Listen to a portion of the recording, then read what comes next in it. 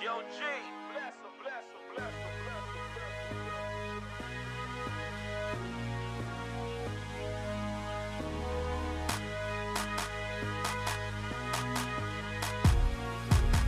Yo, G, Yo, G, bless him, bless him, bless him, bless him.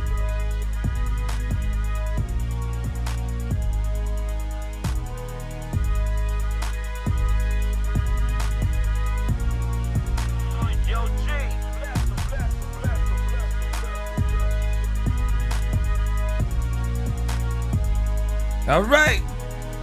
It looks like we back. Looks like we got that format right. Appreciate you saying something, Bass. Appreciate you. All right. Let's give everybody a couple of minutes. Looks like we got the format back right. We'll give everybody a couple of minutes and then we're going to get right back into that interview. I think it was getting pretty good. They were basically asking Jerry Jones, I mean, hey, man, you know, Callishaw.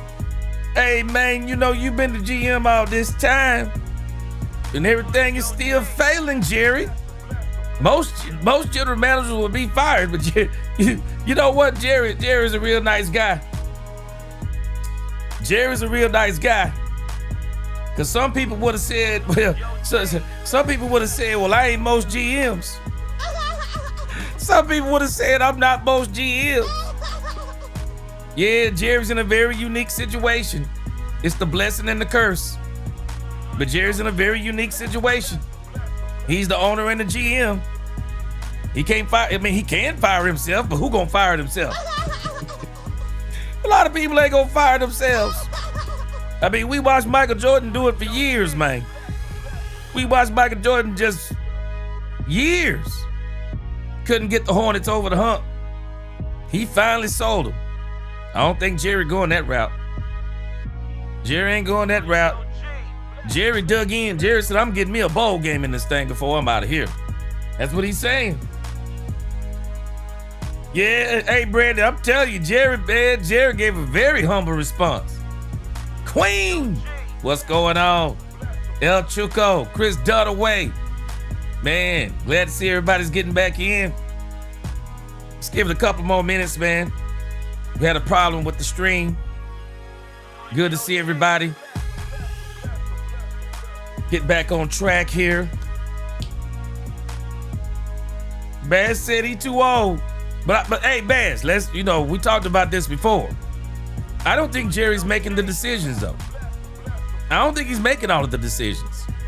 I think he's a part of the decisions. I don't think he's making all of the decisions.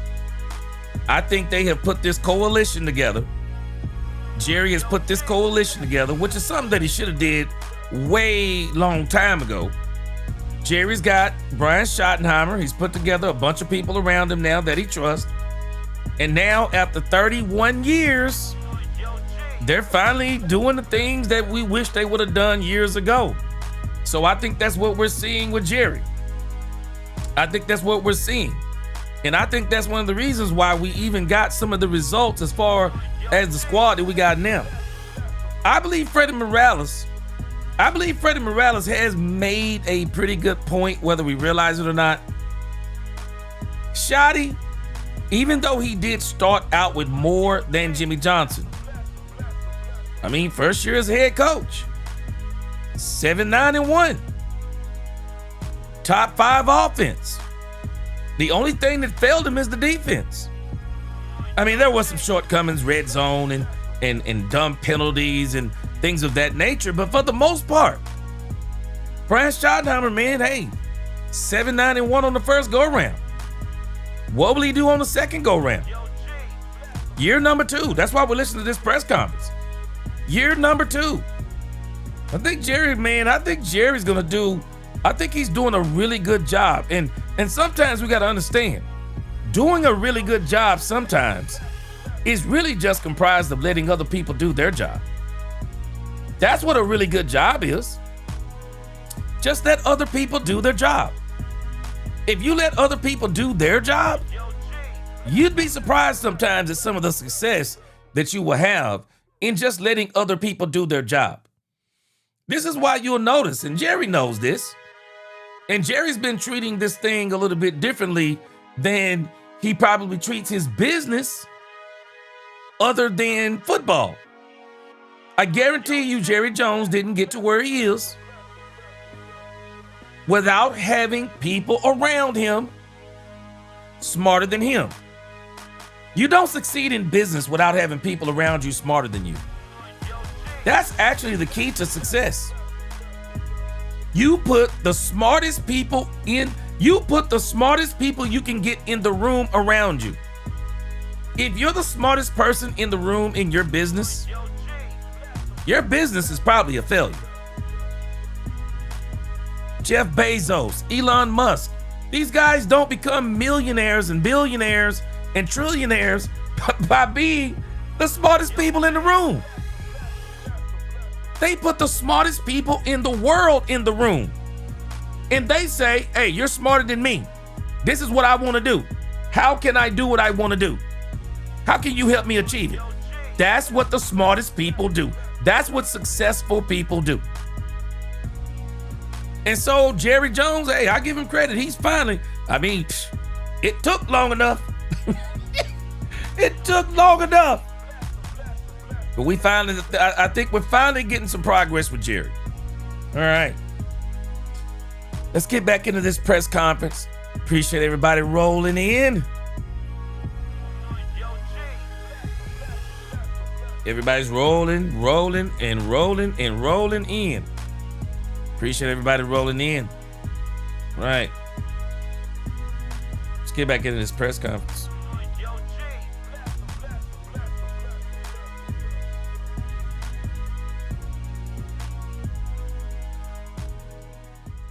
Yeah, man. A lot of people don't realize that. My sister Niecy is in the chat. What is going on? What's going on, Niecy? All right, let's go back and then I'm gonna get back into this. Into this chat. Or you can get back into this video. Frank Lawrence said A+ grade on offseason. Hold your thought, Frank. Hold your thought, Frank, until you hear what ESPN said. Hold your thought. Yeah, Big Dub said it ain't on Jerry. It's the nepotism. Yeah, and Jerry, I'm thankful that he's finally saying he's got to put people around him other than, I guess, his children or whoever else. Jerry Betts said Rome wasn't built in a day. Still got to strip out the old and install the new. That takes time to do, y'all, no matter what. Cleaning and changing the mindset and mentality of people and a team is a process. Yeah, I've been talking about that today. As a matter of fact, Jeremy Betts, on my Bible podcast, I was talking about how, Peter is reminding the church in 2 Peter that they have a divine nature that comes from God. And it's one thing to tell people they have divine nature, but it's another thing for those people who have the divine nature to act upon it. And for some people, man, it's a process. They never live by their divine nature. It's a process. But the Cowboys are getting there. They're getting there. So I'm liking in the direction that they're going. They're not done. And that's the part that I'm happy with. They're not done. So we just got to let them keep going. All right. So let's finish up on this press conference real quick. All right, Brian Schottenheimer. Number one is a champion. And number two is someone that created one of the greatest cultures professional sports has ever seen.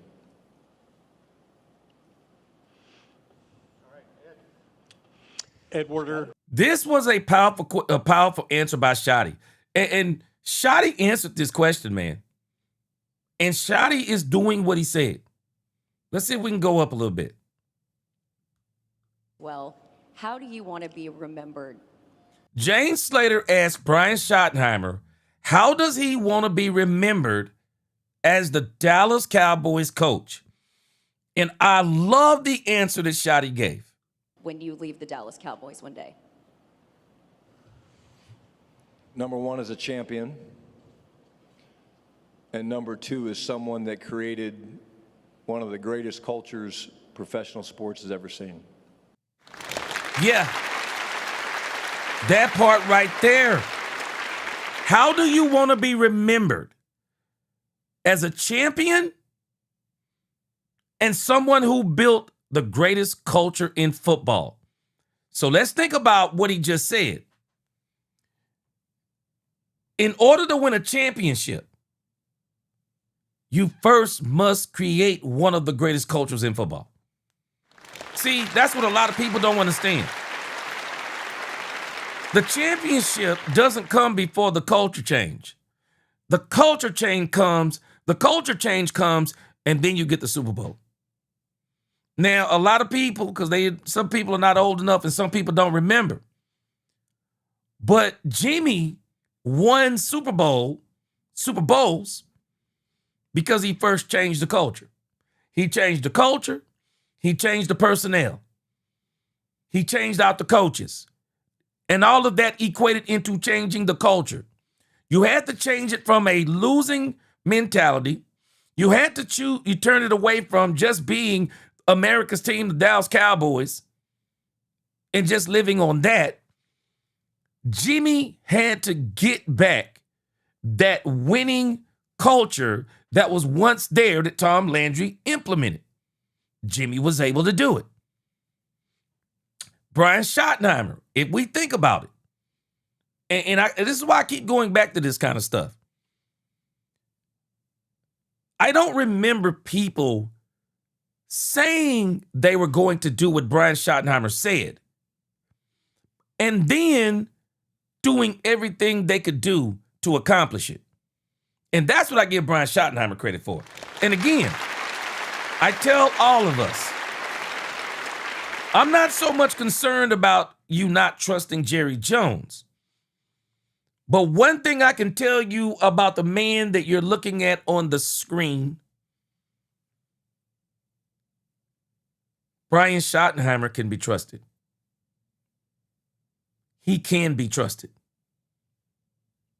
Brian Schottenheimer has proven he can be trusted. Absolutely. He's proven it. There's no getting around it. Everything that Schottenheimer said he was going to do in this press conference, he's doing it. He's doing it. You got to love it. He's doing it. He hasn't done it. He's doing it. And even Jerry Jones, everything that Jerry Jones and Stephen Jones said in this press conference, whether we're realizing it or not, they're doing it. They're doing everything they said they were going to do in that press conference. Building a better roster, doing things differently, doing better in free agency, doing better in the draft. They've done it. Managing the cap better. Whether we realize it or not, they're doing it. They're doing it. And what I appreciate about everything that we're seeing, Dallas Cowboys Nation, they're not done. They're doing it. I appreciate it. I appreciate it. There were times that we were saying we were hoping the Cowboys would do this, and we would be saying they're going to do this. But no, they're doing this time. They're doing everything they said they were going to do in this press conference, and they're not done. They're not done. I love that answer he gave James Slater. I love it. Edward. Mark, let me tell you something. I like the comment you just made. Mark, I love the comment you just made. Mark 1756 said, Cowboys will never go anywhere with Dak. Yeah, you're right. They're never going to go anywhere with Dak. But they're going to the Super Bowl with Dak Prescott, Brian Schottenheimer, those coaches, and the team that they put together. And your thinking and the way you phrase this has been the problem since Dak Prescott touched down in 2016. That's been the problem. We only go as far as Dak take us. That was some of the dumbest stuff that Jerry Jones was saying. Yeah, we're going as far as Dak take us. What? Who puts that pressure on their quarterback? What general manager, what team would put that pressure on their quarterback? No, we're not going as far as Dak Prescott takes us. We're going as far as this team goes. That's where we're going. We're going as far as this team goes. So Mark 1756, What you meant for evil and facetiousness, I'm going to turn it into good. You're right. We're not going anywhere with Dak only. We need a team. And that's what Jerry is building. We need a team. Jerry Best said we got to get out that hole in a 30-year grudge. Look what's been going on the last year and a half. We got to move forward at some point, please. We are changing it from the ground up. Yes, sir. Bass said, yeah, I need to see it come to fruition. Keep looking. It ain't changing. Keep looking. Yeah. And watch this. You keep saying you need to see it. Bass, you're watching it. See, we got to realize how championships are built. Bass, I forgot how old you are, but I'm sure you're younger than me. Bass, nobody saw the Cowboys going to the Super Bowl in 1992. Nobody saw it. Nobody saw it. Bass, I got news for you. We look back on that Herschel Walker trade now, we go, whoa, boy, that was the one that did it. When they made that trade, none of us was saying, whoa, that was the one that did it. Everybody was saying the Cowboys were stupid. Herschel Walker was the best player on the team. Why would they trade Herschel Walker? Nobody was saying that the Dallas Cowboys were making Super Bowl moves. And that's why I was explaining it last week. I got news for us. Super Bowl moves don't actually look like Super Bowl moves until you win the Super Bowl. And then everybody looks back in hindsight as 2020 and say, those were Super Bowl moves. Yeah, I'm old enough. Some folks talking, they're not old enough to know what I'm talking about through experience. Some people look back at the Cowboys from film and they look back from what they heard. Some people are way younger than me and some of us in this chat. But those of us who lived it, we know what it was. Nobody was saying that when the Cowboys got Alvin Harper, Super Bowl move. Nobody said when the Cowboys got Emmitt Smith, Super Bowl move. Nobody said when the Cowboys got Noah Turner, Super Bowl move. Nobody said that when the Cowboys got Charles Haley, Super Bowl move. People were not saying those things.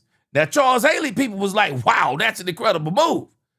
But people were not saying that the Cowboys are making Super Bowl moves. People were not talking like that. And that's why I'm always laughing at people who are talking about the Cowboys and what they're not doing right and blah, blah, blah. They would have been the same people back then. I promise you, they would have been the same people back then. Every move the Cowboys would have been making, they'd have been doing the same thing they do now. Complain about every move the Cowboys make. Niecy, how much you bet, Niecy? Niecy, do you remember when people were crying when the Cowboys traded Michael Parsons? Niecy, do you remember that? Niecy, how much do you think them same people who still kick, cry, and scream about trading Michael Parsons, Niecy, how much do you bet they would have been kicking, crying, and screaming about Herschel Walker? How do you trade the best player on your team? How you going somewhere trading the best player on your team? Jimmy Johnson don't know what he doing. Jerry Jones is stupid. Those people who say that today would have been saying it back then. Hindsight is 2020. Everybody can look back on the 1990, the 1989, 91, 90, and 91 Cowboys now and say, man, look at what the Cowboys did. You wouldn't have been saying that now. You know how I know? Because I'm looking at you now, and the Cowboys are doing some of the same similar things they did then, and people are saying, I don't think the Cowboys are making good moves. C+, C-. They would have been giving them the same grades then. They would have been giving them the same grades then. I'm excited about this team because I'm seeing the same thing they were doing in that time period. They are putting together a team. They are putting together a coaching staff. And I find it to be amazing. I'm equating the Christian Parker hiring. I'm equating that to the Norv Turner hiring. People don't understand. I don't think we would have talked I don't think we win the Super Bowl in 1992 without Norv Turner. I don't think we win it. I don't think we win it without Norv Turner. Norv Turner had to come in and fix Troy Aikman and that offense. Norv Turner had to come in and fix it. Without Norv Turner, people don't realize how pivotal that man was. Norv Turner was pivotal. Troy Aikman has already said this. When Norv Turner came in, oh, it changed. It changed. And guess what? We got Brian Schottenheimer, and now we got Christian Parker, and I'm not going to disrespect BT Jordan. Put some respect on my name. You understand me? When y'all say my name, put some respect on it. I'm not going to forget BT Jordan. Bass, I can understand your apprehension. You're 33. I've lived it. I've lived it. And what I am watching, it looks exactly like what the Cowboys did back then. And I'm going to go out on the line. I'm going to go out on a limb. Freddie Morales, you ready? I'm going to go out on a limb because I lived it. They are further in year 2, Freddie Morales. They are further in year 2 than Jimmy Johnson was in year 2. They are closer to a Super Bowl in year 2 than Jimmy Johnson was in year 2. Not because Brian Schottenheimer is better than Jimmy Johnson, but because Brian Schottenheimer started out with more talent than Jimmy Johnson. And Jimmy, they needed a jolt. Because if they hadn't got a jolt from that Herschel Walker trade, it was probably going to take Jimmy another couple of years. And I got news for y'all. Y'all might not realize this, but y'all going to call me a prophet before it's over. And without this Michael Parsons trade that some of these people kicked, screamed, and cried about and still crying like Terrence Parsons, I promise y'all without this Michael Parsons trade, the Cowboys wouldn't be nowhere near as close as they are right now. They wouldn't be nowhere near as close. You can't handle the truth. I'm telling y'all. I am telling y'all. We just got to keep watching. Bass, I'm going to tell you something. You and people your age range, Bass, don't be impatient. I want you to make sure that you sit back and enjoy every moment of what you're seeing. Enjoy every single moment. Because when the Cowboys do what I'm telling you they are going to do, that they are going to win the Super Bowl either this year or next year, I want you to sit back and enjoy every last moment of it. Because when it happens, man, you're going to say, wow, it's true. That's what I was seeing. You watch what I tell you. Enjoy every minute of it. Man, I'm going to tell you something. I'm going to tell y'all something. Some people love to ride the bandwagon. Some people love to ride the bandwagon. But I'm telling you something. When you see a true movement, there is nothing like being on the movement from the very beginning. The bandwagoners can't really appreciate it. See, the bandwagoners, when things go wrong, they gone from the bandwagon, they gone on to the next thing. But the people who are truly the fans, and they in it from the beginning to win it, it means so much more to them when they understand the process. Watch the process. Watch the process, man.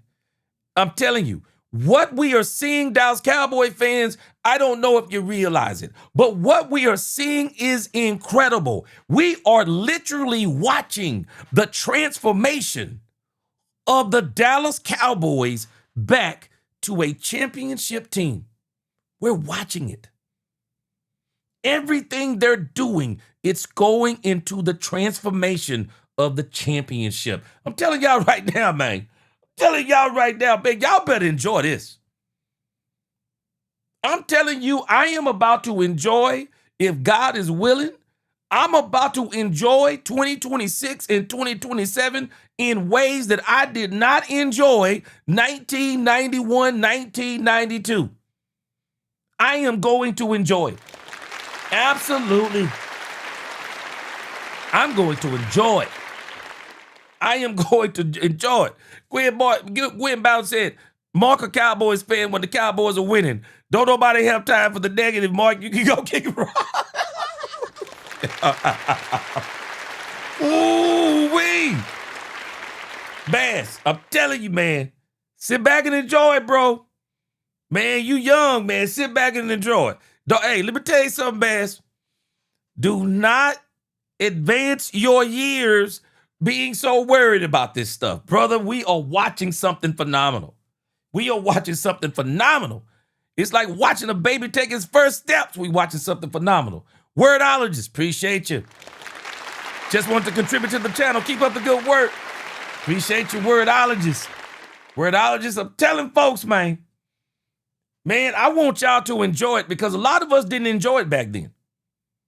We really didn't enjoy what we were watching. I mean, we didn't really realize what we were watching. Oh, no, we know what we're watching now. We know, hey, if you saw that team and you look at this team, man, I am telling y'all this second-year team for Schotty is way more advanced than that second-year team for Jimmy Johnson. It's way more advanced.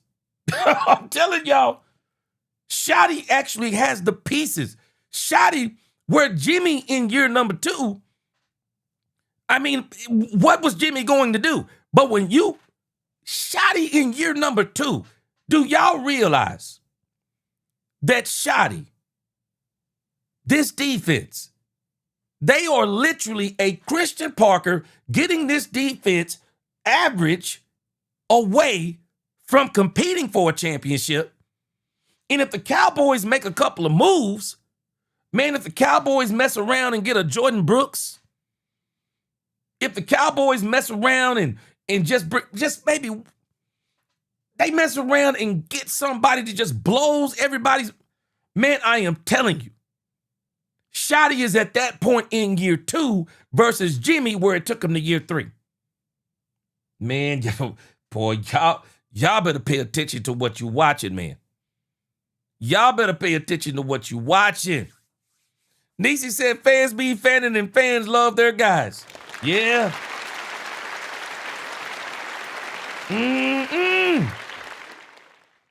Just, you know, people young. Man, y'all gotta, I'm telling you, y'all gotta know what you're watching. You are watching the transformation of a team. We are watching the transformation of a team. We're watching all of it. All of it.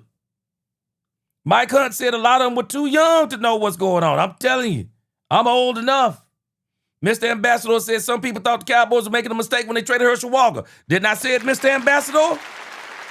Mr. Ambassador, I'm telling you right now, the same folk who out here crying about Micah Parsons, they would have been crying about Herschel Walker. Oh, why did they trade Herschel Walker? The Cowboys are dumb. He's the best player on the team. There is no way they're going to win without Herschel Walker. Really? They're not going to win without Herschel Walker. I bet after Herschel Walker started seeing the Cowboys rack up them Super Bowls, he was like, why did they trade me? Dak fan for life. Appreciate that super chat. He said, I'm 57. He said, you're spitting 100% facts. He says, as long as we don't have any major injuries, that's the key. He said, I'm calling the NFC Championship the floor for this team. They can do it. If this defense can pull off some of the things that we think it can pull off, woo, man. Dak fan for life. Man, we're going to be in like Flynn, whoever that is. we going to be in like Flynn. Bass said, I went to the 96 Super Bowl with my mom and I was a baby, so I don't remember, so it don't count to me. I need to see it with my mature eyes. Keep watching. Jabril said, gee, I remember when we couldn't beat nobody but the Redskins on Thanksgiving days. Look how far we have come. Man, I'm telling you, people thought the Cowboys were dumb. They thought the Cowboys were dumb for a lot of those moves they were making. They were like, oh, man, what are the Cowboys doing? This dude, Jimmy Johnson, he's a straight out of college coach. He don't know what he's doing. How'd that work out? Because I'm telling you right now, Troy Aikman wasn't taking us to the Super Bowl. A team with Troy Aikman on it was going to the Super Bowl. Troy Aikman wasn't taking us to the Super Bowl. He wasn't. Emmitt Smith, Michael Irvin, they were not taking us to the Super Bowl. But as a team, yeah, they went to the Super Bowl. Yeah, as a team, they went to the Super Bowl. Jeremy Betts, it's it. The offense was already built. The defense just needs to catch up. That's it.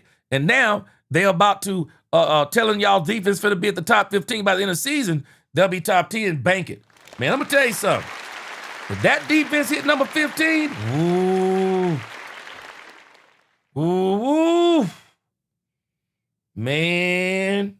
Mike Hunt said, I was there. He said, Jerry Jones' first public spot shows is right off Holland Park at Club Bar there. I forgot the name of it, and there were haters everywhere. Hey, Mike Hunt, I can remember.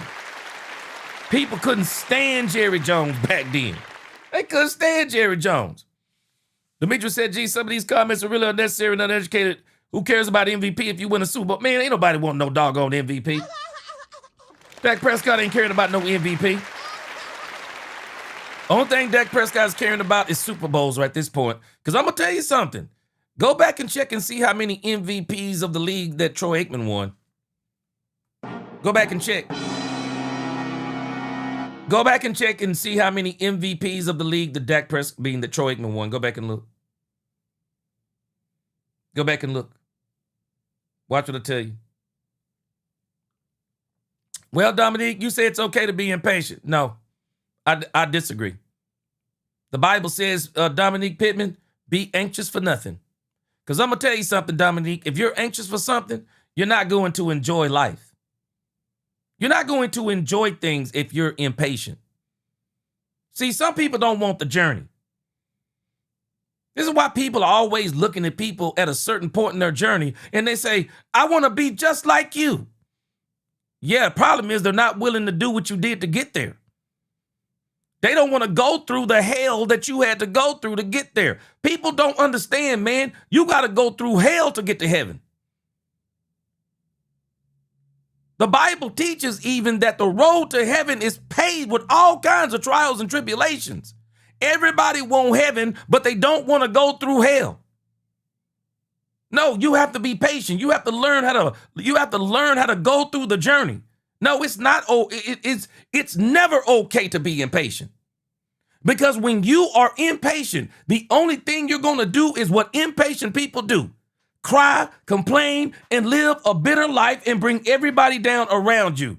No. Enjoy the journey. When you enjoy the journey, the success is better. Be patient in the journey. I don't understand people who, this is a part of this new generation. No patience. Everything now. Everything don't come now. Everything don't come when you want it. And this ain't about you, Dominique, but we got to stop teaching people how to fail. I've been talking about this in some of my teaching and counseling of people. We got to stop telling people how to fail. Impatience is a way to fail. Patience is how you succeed. There's a reason why the Bible says be anxious for nothing. Because people who are anxious for things, they make irrational decisions and they act a fool and they say things and do things that they should not be doing. That's what impatient people do. No, we ain't telling nobody it's okay to be impatient. It's never okay to be impatient. Whatever your cup is, that's your cup to drink. You drink your cup, you enjoy the journey, you go through it. Because when you get to the other side, so much more enjoyable. Problem is, Dominique, you keep saying you got to see, but you don't want to see. You want the end result. You don't get the end result. You're watching it now. You got to see it now. You got to see what somebody is doing. You got to watch the process of how people get to where they're getting. And this is the problem with people as it applies to people. This is the problem with people as it applies to success. This is the problem with people when it comes to so many things. They want the finished product. You're not getting the finished product. I got news for you. You're not getting the finished product. You're not going to get the finished product no matter what you do. No, football and life, they are almost one and the same. Even in football, Dominique, you don't get the finished product until the product is finished. You don't get to rush the process. You don't get to rush the product. I'm talking about football because what we're talking about in football applies to life because football is somebody's life too. This is our problem. No, you don't get to be impatient in anything because, Dominique, there is nothing you can do in your impatience that's going to help the Dallas Cowboys do nothing. No, I'm not speaking for myself. I'm speaking life. It don't matter if you're impatient. You can't make the Dallas Cowboys win or lose a game with impatience. And football is life because the people who play it, they're living their life. And if you're watching football and you care so much about it, it's not just football. It is life. Everything you do, Dominique, everything you do is a part of your life, whether you like it or not. You can't compartmentalize this life, sir. I'm sorry to be the one to inform you of this. You should have been informed. You don't get to compartmentalize this life. No, everything you do, bro, I don't speak opinion. I may speak some opinions, but I tell you one thing I do know is facts when it comes to life. Because the word of God is life. I don't deal in people's opinions and feelings. And I'm not dealing in your opinions. I'm giving you facts because that's what the Bible tells us. Be anxious for nothing. Now you tell me what nothing means. Does that apply to life or just football? Be anxious for nothing. That includes everything. This is what's so wrong with some of the people in this, even in this Cowboys community. So doggone impatient about everything that they raise hell in the community about everything. And always building in excuses to fail. Well, I got news for you. I'm not that person. If you want excuses to fail, you've come to the wrong place. I give people reasons to succeed. I give people things to look forward to. I'm not interested in negative. I'm not interested. Well, Dominique, you're defeating your own self because if you knew what the Bible said, you would never tell any man, woman, or child who understands that it's okay to be impatient in any situation. Because if you know the Bible says, be anxious for nothing. What does nothing mean? With the exception of something that you say the exception of? Nah, brother, I'm sorry. That's my expertise. I'm sorry to be the one to tell you that. We don't tell people it's okay to be impatient. It's never okay to be impatient. It's never okay. Let's hear the rest of this press conference. WFAA, back here in row 4 next to Kalishaw. Back with the Dak Prescott delegation. Brian, my question is, Dak's missed a large portion of 2 of the last 5 seasons with injuries. It's going to be, I think, 32 when the next season starts. He's a young 32. What's your vision? You talked about how important the quarterback is, all of you have in these kinds of decisions. What's your vision for him going forward? I think when you talk about Dak, number one, I've had the best seat in the house for the past couple of years in terms of the first year 1 as a consultant, watching. Literally, I remember the first day I was in the building, he came up and introduced himself, said hello, and we were just talking, and people that we mutually respected, and we talked about that. But, you know, being around the last couple, years, my vision for him is he's one of the best. And through the coaching that he's going to get, through the hours and hours and hours of time that he and I will spend together, he's going to play elite level football, and he's going to lead us to championships. Say it again, Brian Schottenheimer. Say it again. Say it again. Hey, he said he's going to win championships. He's going to win championships. Coaching matters. People don't realize this. This has been the problem with this team, including Dak Prescott.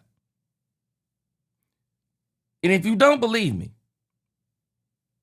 what would Michael Jordan have been without Phil Jackson? What would Michael Jordan have been?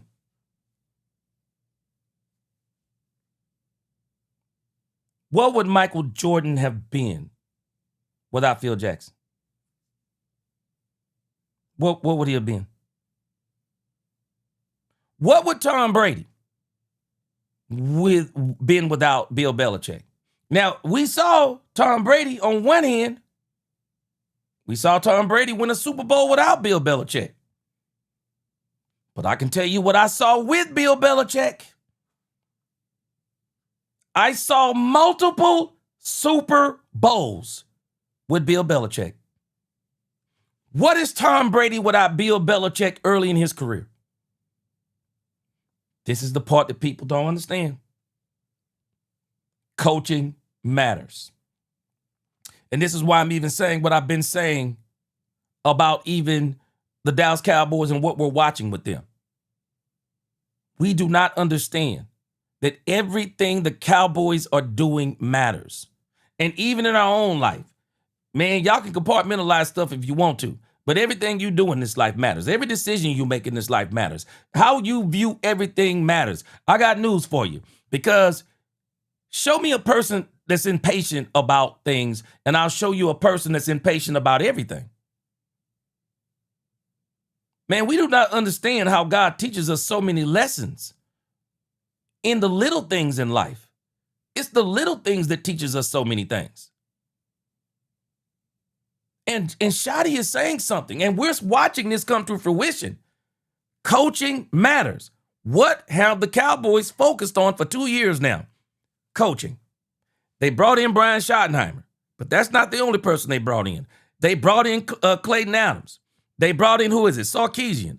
They have brought in so many great coaches. And then when they saw the flaw they made on defense, what did they do? They immediately fired who? Matt Eberflus. They brought in Christian Parker. They brought in Marcus Dixon. They brought in B.T. Jordan. They brought in these other coaches. Why? Because the Cowboys realized something, that no matter how much talent they get, if they don't have the coaching, it's not going to matter a hill of beans. It doesn't matter. You're not winning. I don't care who you get. You can line up Myles Garrett and Michael Parsons on the same team.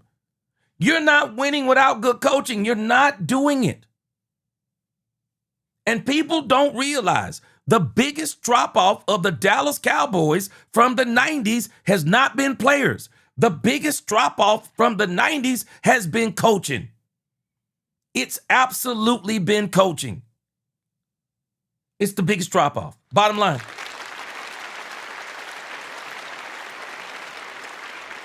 Bottom line. I love something that you said, Greg DK. Too many people want to count time but don't want to make time count. Shotty isn't cutting any corners this offseason, and the results will lead to success, I guarantee it. See, this is the part that I'm talking about, Greg. See, people don't understand what faith is. See, people don't understand all these, because they caught up in people they've been listening to for years and all this hopium and all of these things. But faith is the evidence of things not seen. So hold on a second. We haven't seen the Super Bowl yet, right? But we're seeing the evidence of the thing that we haven't seen yet, the Super Bowl. What are we watching? The evidence. The evidence. Better draft, better free agency, better coaches, a better Jerry Jones. We're watching the evidence of the things that we want to see. And again, I'm telling you, this is why people, they don't succeed a lot of times in life. Because they're so impatient and they don't recognize that things are getting better because they want an immediate result. When things get better, you don't get an immediate result. You got to keep letting the thing keep doing what the thing is supposed to do. Because when it comes to fruition, you're going to succeed. You're absolutely going to succeed. So this is the part that I appreciate about what Brian Schottenheimer is doing. There's no corner cutting. Shotty ain't worried about what nobody's talking about. There is no corner cutting with Brian Schottenheimer. This man is doing everything he said he was going to do, and he's doing it. He's doing it. And I can appreciate every last minute of it. And I'll tell you this, even if Brian Schottenheimer doesn't do what I said that he's going to do, one thing I'll say is Brian Schottenheimer gave it all that he got. And I can't say that about a lot of coaches for the Dallas Cowboys. Shoot, Brian Schottenheimer is giving it all that he has. And that's all you can ask for. It's for a man to give all that he has. Brian Schottenheimer's putting everything he can into this, and I love it.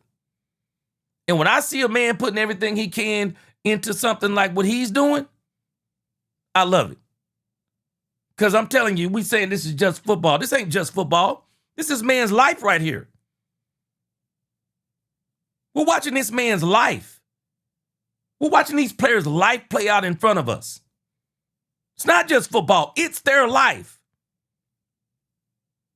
And we want to be happy off their life. Are we understanding what I'm saying? We're watching men compete for our happiness. Because we're not happy that the Cowboys haven't won a championship in 31 years. Football is life too. It's life for them. It's life for us too. How many people go home on a Friday? How many people go to work on a Friday telling people, yeah, man, Cowboys playing this Sunday. We going to beat your team, blah, blah, blah. And then when the Cowboys lose, do you want to go back to work on Monday? Yeah, it ain't just life no more, is it? It's not just life no more, is it? Because when you go back to work on Monday, shoot, you better be prayed up when you go to work on Monday when the Cowboys don't win.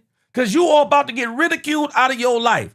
And if it's just football, why people get into disputes and arguments and fights when they go back to work when somebody start talking about the Cowboys?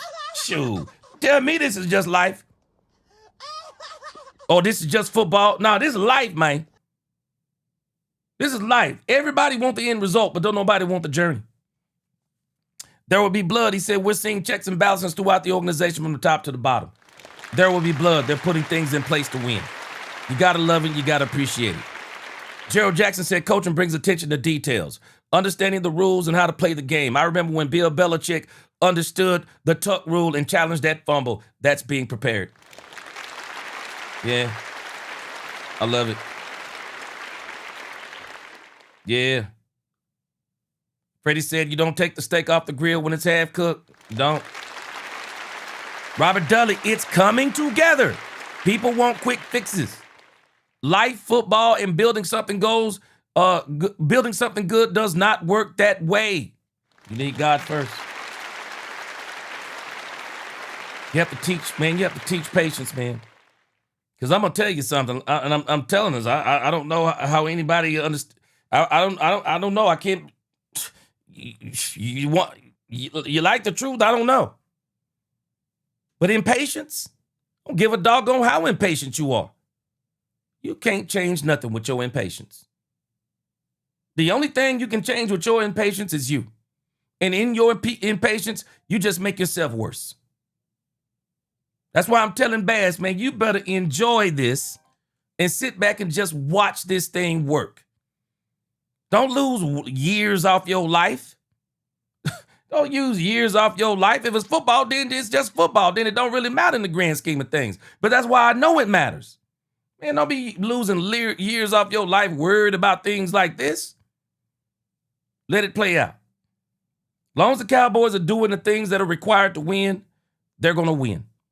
Demetrius Noel, he said, a man born of a woman in a few days, his life is full of trouble. Amen. Premature. Yeah. Rufus, the Texridian, good to see you again. He said when the Cowboys went 1-16, people were telling Jimmy, Welcome to the NFL. Who had the last laugh? Yes. Yeah.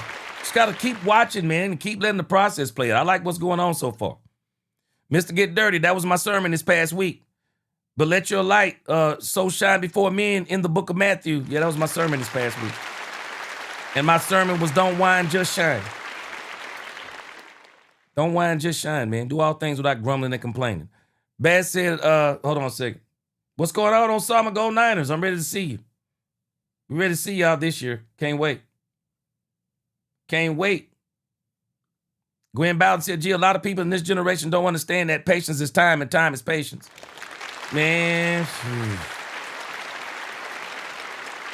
Yeah.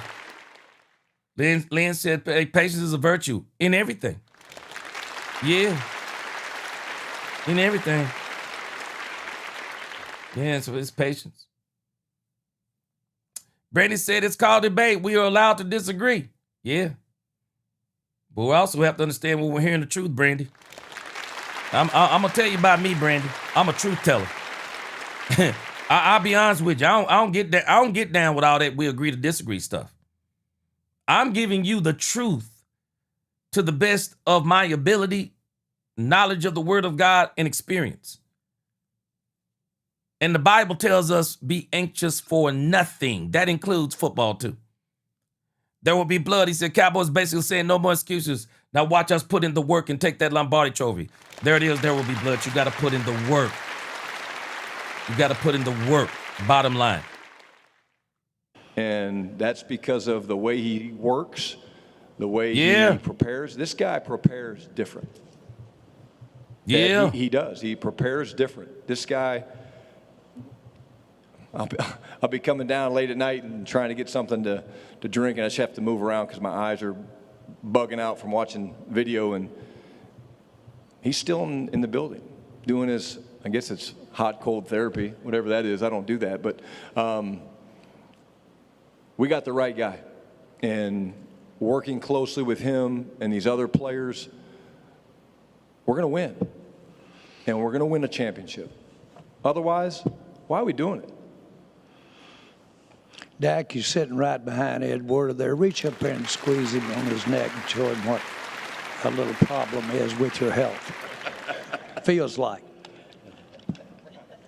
All righty, we're out of time. And thank everybody. Yeah, that's it, man. That was a great press conference. I wanted to go back and let you hear that. Because again, you know, people have to understand what hope is based on. See, when you go to the gas station, and I hope you're not gambling, but if you go to the gas station and you buy a lottery ticket, do you realize that that's actually not hope.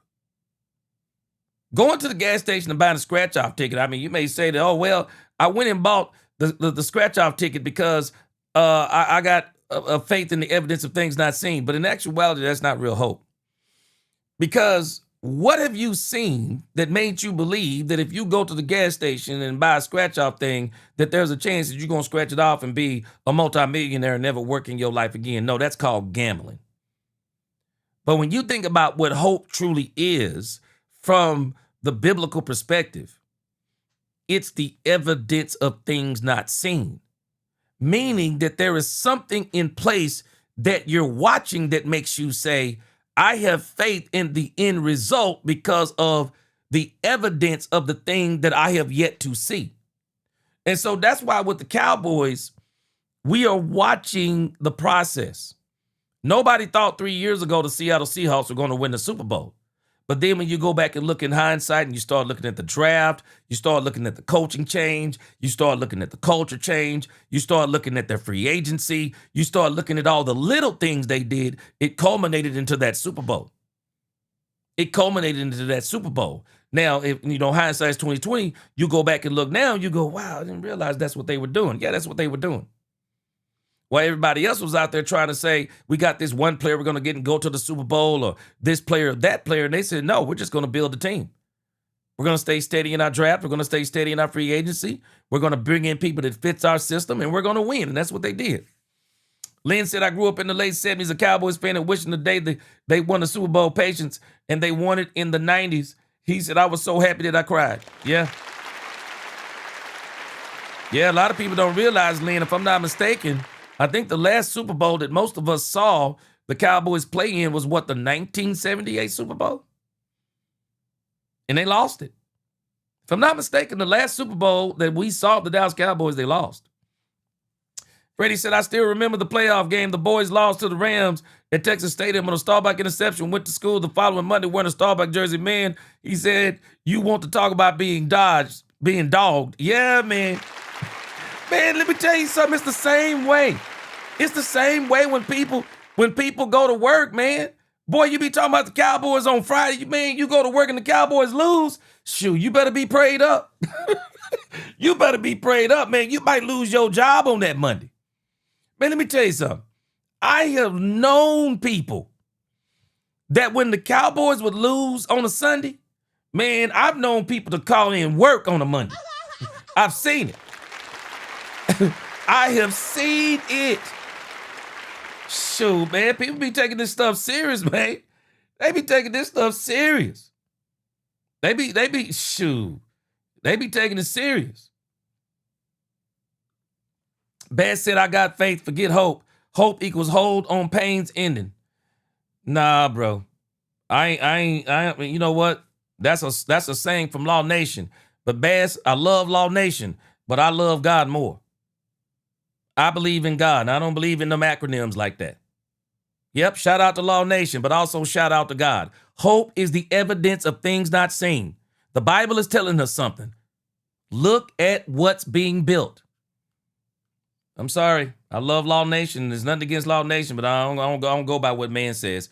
The Bible says we live by every word that proceeded out of the mouth of God. No, not by Law Nation, brother. I love Law Nation. Inspirational man.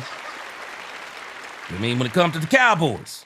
But when it comes to what true faith is, no, I go by what the word of God says and not by what men say. I take that serious.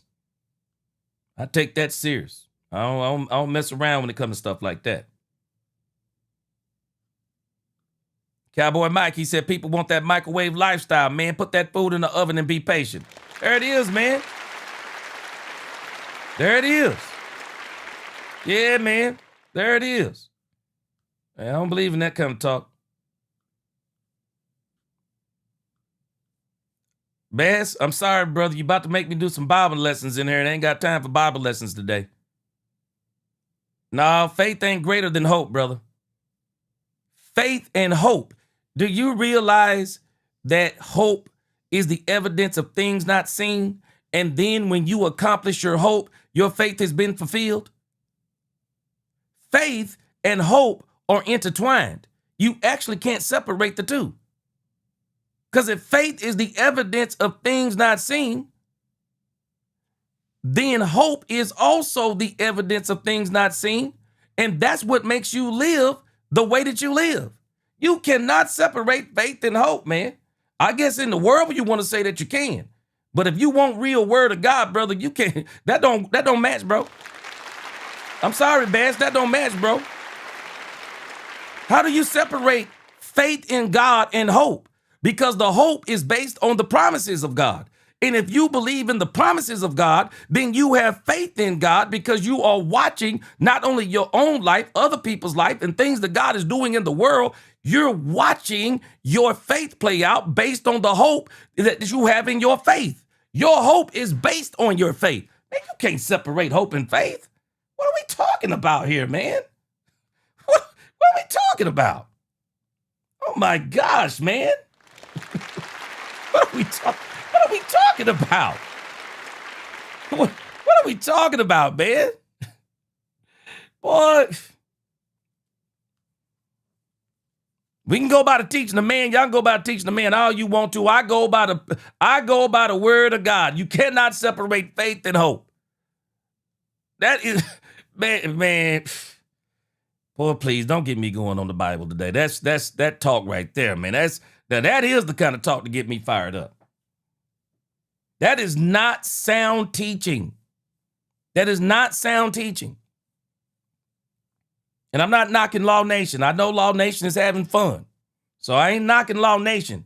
But I'm telling you right now, I don't care, Dominique, if you get what Bass is saying. What Bass is saying is not true. And I'm sorry, Dominique. You're defeating your own argument. You say you don't hope in football. Well, what's your problem then? Do you realize you're defeating your own argument every single time, Dominique? How do you not have hope in football? But then you say it's okay to be impatient because you want the Cowboys to win now. You want to see it now. What are you talking about? That's just circular reasoning. That's a straw man argument. If those things, if what you're saying is true, you don't have hope in football, at least that's what it sounds like you're saying. You don't have hope in football, then what are you talking about then? You wouldn't feel any type of way. You wouldn't even be making half the statements you make. What are we talking about, man? Boy, man.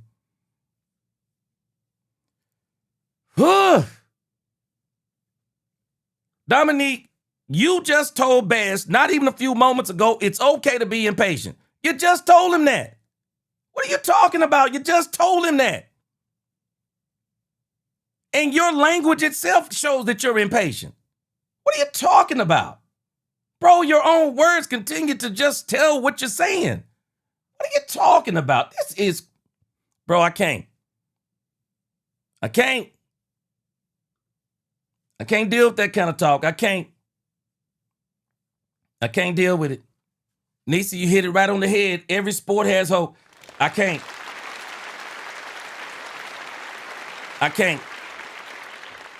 We say stuff and we're not hearing what we're saying. If this stuff didn't mean anything, we wouldn't be having half the conversation that we're having. We would just be sitting back and just looking and laughing. Man, I can't, man. This is crazy talk. I just can't. I can't with them kind of conversations. That's crazy talk. All right. Here we go. We're going to do a quick hit on the Akoye Media thing.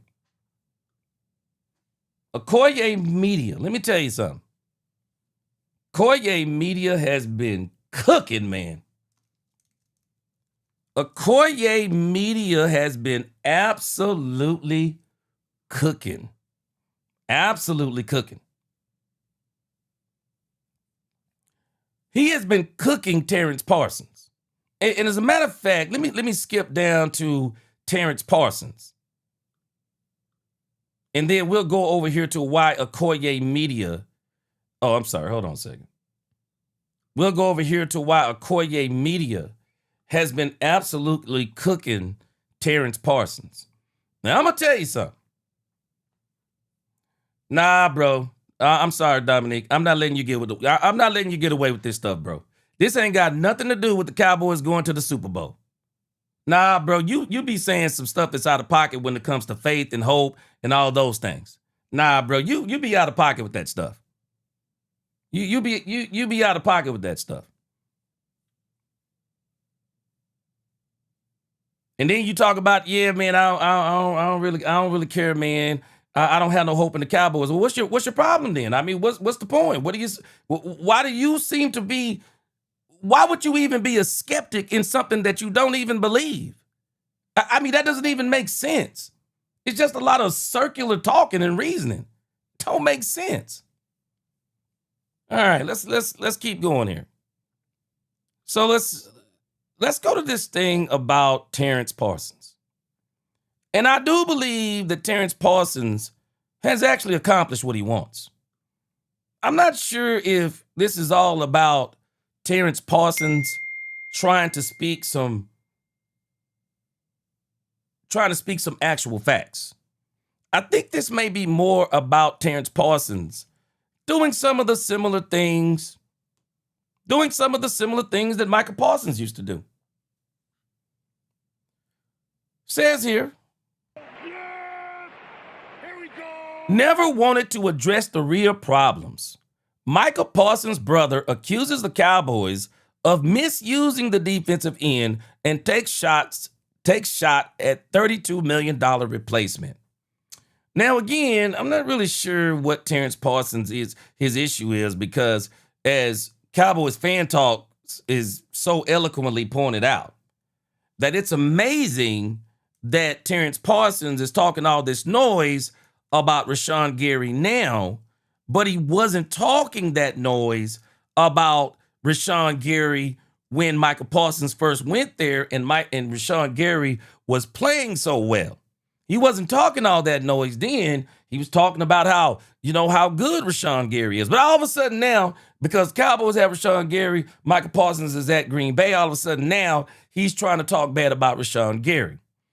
But let me read this, and then I'm going to go back to the other point that Akoye Media made, that a lot of people are not giving Akoye Media enough credit for. Because I'm telling you, man, Akoye Media said something that people really need to be gravitating towards. It says Michael Parsons doesn't have to say a word anymore. His brother is doing it for him. Terrence Parsons Jr. took to social media this week with a message aimed straight at the Dallas Cowboys and their newest edge rusher, and it wasn't exactly a welcome basket. The shot came just months after Dallas acquired Rashan Gary and agreed to a restructured 2-year, $32 million contract. Whether that deal ages well is exactly what Terrence seems to be questioning. And I'm laughing that he's talking about this deal aging well, because in the grand scheme of things, we've yet to see what Rashan Gary is. But I can tell you this, somewhere behind closed doors, the Green Bay Packers have to be crying. You paid Micah Parsons what you paid Michael Parsons only for him to be injured? And you not even get out of him what you intended to get? I'm telling y'all right now, the Green Bay Packers, they got Michael Parsons to win the Super Bowl last season. Because with losing Rashan Gary and some of the other pieces that they've lost, it will be more difficult for them to win the Super Bowl this year with Michael Parsons coming off injury than it was last year when Michael Parsons came in there fresh. So to say these things, and this just goes to let you know, this negative Cowboys talk, people love it so much. The media loves it so much. They love it because they want to capitalize on it. They want to capitalize on the negativity that comes from the Dallas Cowboys, especially in the past. But because there is no negativity coming from the Dallas Cowboys, people create their own narratives. And I've been noticing this offseason. People create their own narratives. They want to fight about this and create all their own narratives. And again, I don't understand why Terrence Parsons would even still be worried about the Dallas Cowboys. Your brother plays for the Green Bay Packers. Why not worry about the Green Bay Packers? But I think this article says something in the beginning that is so powerful. Michael Parsons doesn't have to say a word anymore. His brother is doing it for him. And I love what Akoye Media said. And his brother obviously likes it because he's not trying to stop him, nor is he disassociating himself with it in the court of public opinion. Yeah, Michael Parsons likes his name being tied to the Dallas Cowboys because it brings attention to him. And Terrence Parsons is trying to bring attention to himself. I don't even think he's necessarily trying to even sell this story as much as he wants attention from this story. Because Cowboys Fan Talk pointed it out. This is not the song he was singing before. So Terrence Parsons is just doing what people have continued to do in the past. It says, no, I'm just talking facts, bro. We all knew Michael Parsons was out of position, but he put in the work every offseason to be better at where he was lacking, while the team never wanted to address the real problems in the run defense, like get a defensive tackle and linebackers. He said, I don't hate Gary or take shots every week. He says, laughing my butt off, but we not going to pretend like he's something he not. I had the pleasure of watching that man all year and gave credit where it's due. Good run defender. He better be at 6'5", 280 pounds. But I also see him play lazy, jog all over the field, and give up on plays. Can do that in the NFC East with all the... He can't do that in the NFC East, I guess he said, with all the mobile quarterbacks. This is Terrence Parsons Jr. This is laughable. This is like new.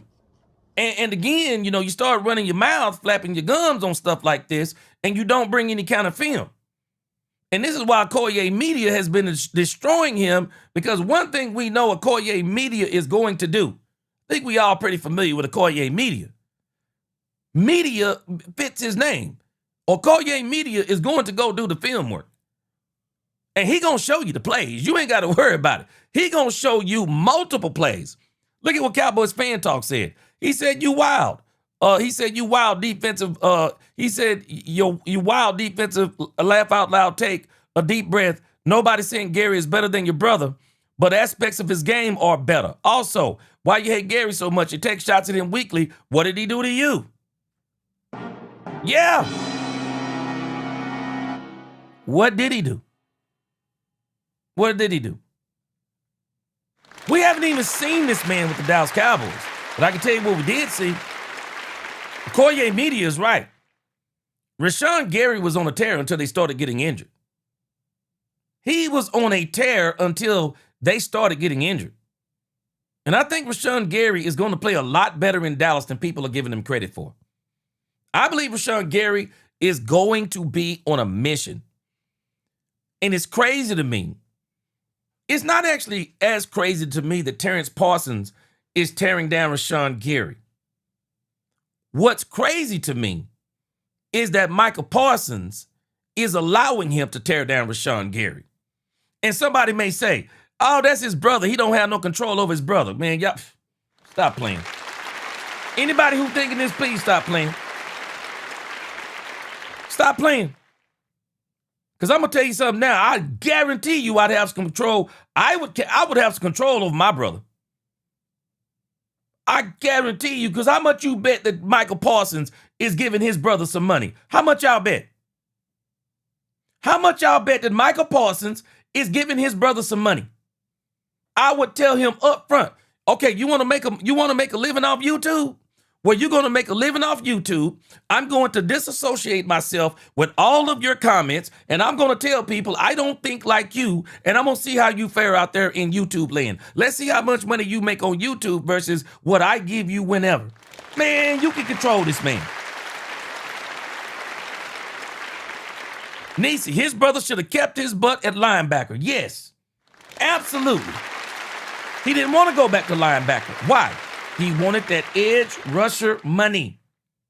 He wanted that edge rusher money. And everybody knows that he wanted it. He wanted that edge rusher money. That's why he didn't want to be listed as a linebacker. He wanted that edge rusher money. I'm going to tell you something else that I find to be powerful.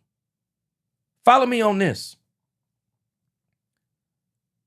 Dak Prescott's brother name. Ted Prescott. Isn't that Dak Prescott's brother name? Anybody remember Ted Prescott? Anybody remember Ted Prescott?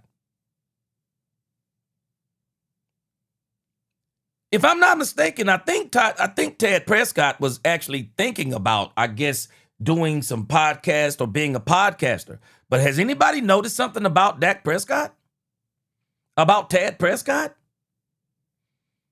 Does anybody hear from Ted Prescott?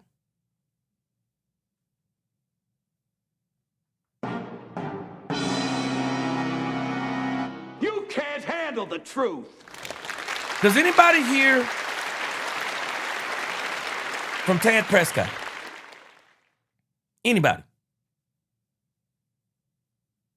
When's the last time anybody heard from Ted Prescott? When's the last time anybody heard Ted Prescott? When's anybody heard Ted Prescott talking about players in the NFL? Anybody? When's the last time? Anybody heard Ted Prescott doing anything other than defending his brother? Anybody heard it? Anybody heard it? Anybody heard it? You want to know why you're not hearing it? You think it's just because of Ted Prescott? How much do you bet that Dak Prescott has told his brother the rules of engagement? You're my brother. Don't be out here in these YouTube streets talking crazy. Don't be out here in these YouTube streets talking crazy. Don't be out here talking about me. Don't be out here talking about my family business. Don't be out here talking about my football business. Don't be out here talking on my teammates. Don't be talking on my ex-teammates. Don't be talking about anybody out here in these social media streets. Why isn't Dak Prescott doing this? You think it's just because of Dak Prescott? I'm willing to bet you it's also because of Dak Prescott and the type of man that Dak Prescott is. Yes. The type of man that Dak Prescott is. Dak Prescott ain't having this nonsense. He's not having it. Let me tell you something. This is one of the very reasons why a lot of these athletes, they're having conversations with their family. They're having conversations. Man, you got to be careful. Because people will start associating your character with your family members. And people will start thinking that you're using your family members to say things that you really want to say, but you let your family members say it. And I got to, and I think Akoye Media is pointing out something. If you didn't feel like that, Michael Parsons, you would have been done stopped your brother. You would have been done stopped him, but you're not going to stop him. You're not going to stop him because you like what he's doing. Nisi said Tad spoke about Jerry and Dak's contract and Dak shut it down. Yeah, because Dak ain't having it. Dak ain't having that mess. Dak is saying something, bro, I'll pay you way more than YouTube could ever pay you. I'll pay you more than YouTube could ever pay you, bro. Don't be out here in these doggone streets talking crazy about me, players, the NFL. Have y'all not noticed this? It's very rarely, it's very rare when you get professional athletes who are paid all this money. You ever notice? You don't really hear a lot from these people. There is not enough money that can be paid on YouTube to these players, brothers, that their brothers don't take care of them. Because I'm telling you right now, man, I'm making the kind of money that Dak Prescott is making, and I'm sure Dak Prescott is well taking care of his brother. Shoot, I know I'm giving my brother and sister a meal ticket. Shoot, they can work for me, driving me around getting paid $1 million a year. Don't be out here selling me out, man. But you got to ask yourself, this is the point that Akoye Media made, that people aren't sticking to the way that they should. I already know Akoye Media going to do his business on the film work, but it's not the film work. It's the fact that he said that Terrence Parsons is out here talking crazy in these streets and his brother's not saying nothing. Says a lot about his brother. Shoot, I remember LeBron James even told his mama to shut up. And we know LeBron James likes the spotlight. Shoot, LeBron James said, you ain't out here dribbling these basketballs, dunking these basketballs, winning championships. You not out here doing this. Mama, you might have birthed me, but you ain't playing on the court. Shut it down, mama. And as a matter of fact, mama, I don't need you dating another NBA player again. You better not date another NBA player again, mama. And you don't be out here doing that kind of stuff. That's the biggest point that I'm taking from a lot of this. Where's Michael Parsons? Why isn't Michael Parsons saying something about this? Because I'm telling you right now. See, some of us say, yeah, man, he got his own life. Now, not when I'm a multimillionaire. Now, you don't have your own life when I'm a multimillionaire because you know doggone well you making money off me. Nah, bro, you know I'm giving you money. Nah, bro, nah. You're not going to be out here in these streets talking. You're not going to be out here in these streets talking. And that is one of the reasons why you're not watching Dak Prescott out here acting a fool. No, you're not watching it. And even CeeDee Lamb, Mama Bass. When's the last time we heard from CeeDee Lamb, Mama? We don't think CeeDee Lamb shut that down? CeeDee Lamb shut that nonsense down. I promise you. CeeDee Lamb shut that down. And he didn't have to tell us he shut it down. He didn't have to tell us. The proof was in the pudding. Shut up, mama. I make the money, you don't. Shut up. I don't need you talking about my quarterback. Dak Prescott threw almost every pass to CeeDee Lamb that season. Talking about Dak Prescott isn't it. Well, how do you think CeeDee Lamb got paid, mama? I bet you CeeDee Lamb said, mama, no, I don't need you doing that talking. I don't need you doing that talking, mama. I don't need you doing it. Yeah, Bad said, I don't think Dak's paying his brother. I guarantee you he is. I guarantee you he is. I guarantee you. Guarantee he's paying his brother. I guarantee you he has him on the payroll doing something. Guarantee you he has him on the payroll doing something. Dak Prescott doesn't strike me as the type of person that's not taking care of his family. I guarantee you Dak Prescott's taking care of Dak Prescott in one way or another. Frank Lawrence said, I have to wonder how the Green Bay front office feels about the edge they paid $188 million out indefinitely with a severe knee and with mouth that never promotes the Packers. Man, you think he'd be talking about his team. You think his brother would be talking about his team only. Nope, can't keep the Dallas Cowboys out of the mouth. Why? Because you can't get that attention in Green Bay. Podcast, it's amazing he's not podcasting no more. That podcast is worthless without being a Dallas Cowboy. It's worthless. I promise us it's worthless. And so again, man, that's the biggest takeaway. That's the biggest takeaway for me. The fact that he's out here running his mouth. And his brother ain't saying a word. Because I'm telling you, I'd be saying something. And I wouldn't have to say it in the streets. I'd be saying something. I absolutely would be saying something.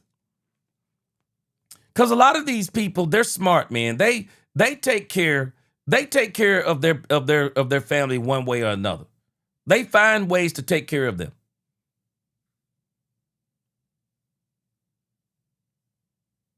So let me show you something, Bass. Let me show you something. See, these guys all do this type of stuff. They're not dumb. They take care of their family because they don't want their family out here doing stupid stuff. Because I know you would do it. I would do it.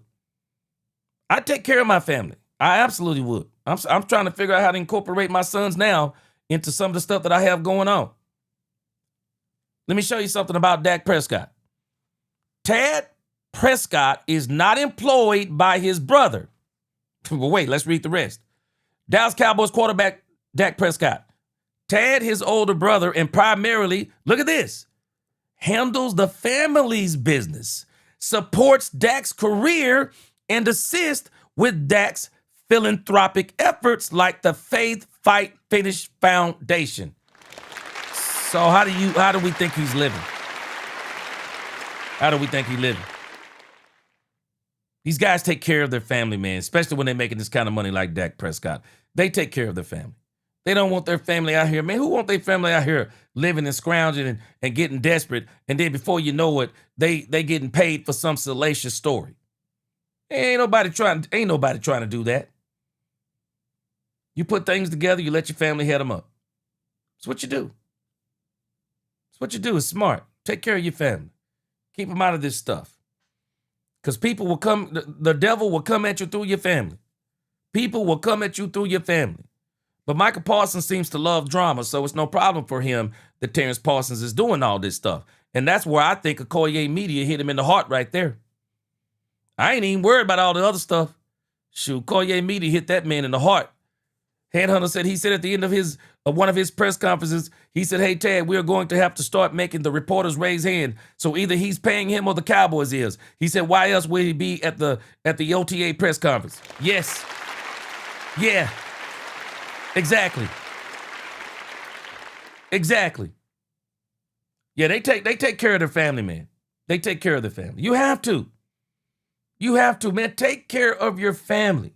And, sometimes we got to learn not to be prideful. Man, if your family is people, go out there and get it on your own. Man, stop it. Man, you a multi-millionaire? I'm not telling you to give your children money. Just teach them how to get money. Figure out ways to teach them how to get money and let them get money, even if it's through some of the things that you do. Man, come on. Come on, man. Frank Lawrence said, Green Bay so severely overpaid, even healthy, he's untradeable. Frank Lawrence, I'm going to tell you something. Strike one on year one. Strike one. Hallelujah, salute. Strike one on year one as it applies to Micah Parsons. Now we're going to see what year two do. And we don't know how he's going to look in year two. So we got strike one right now. We're going to see what year two looks like.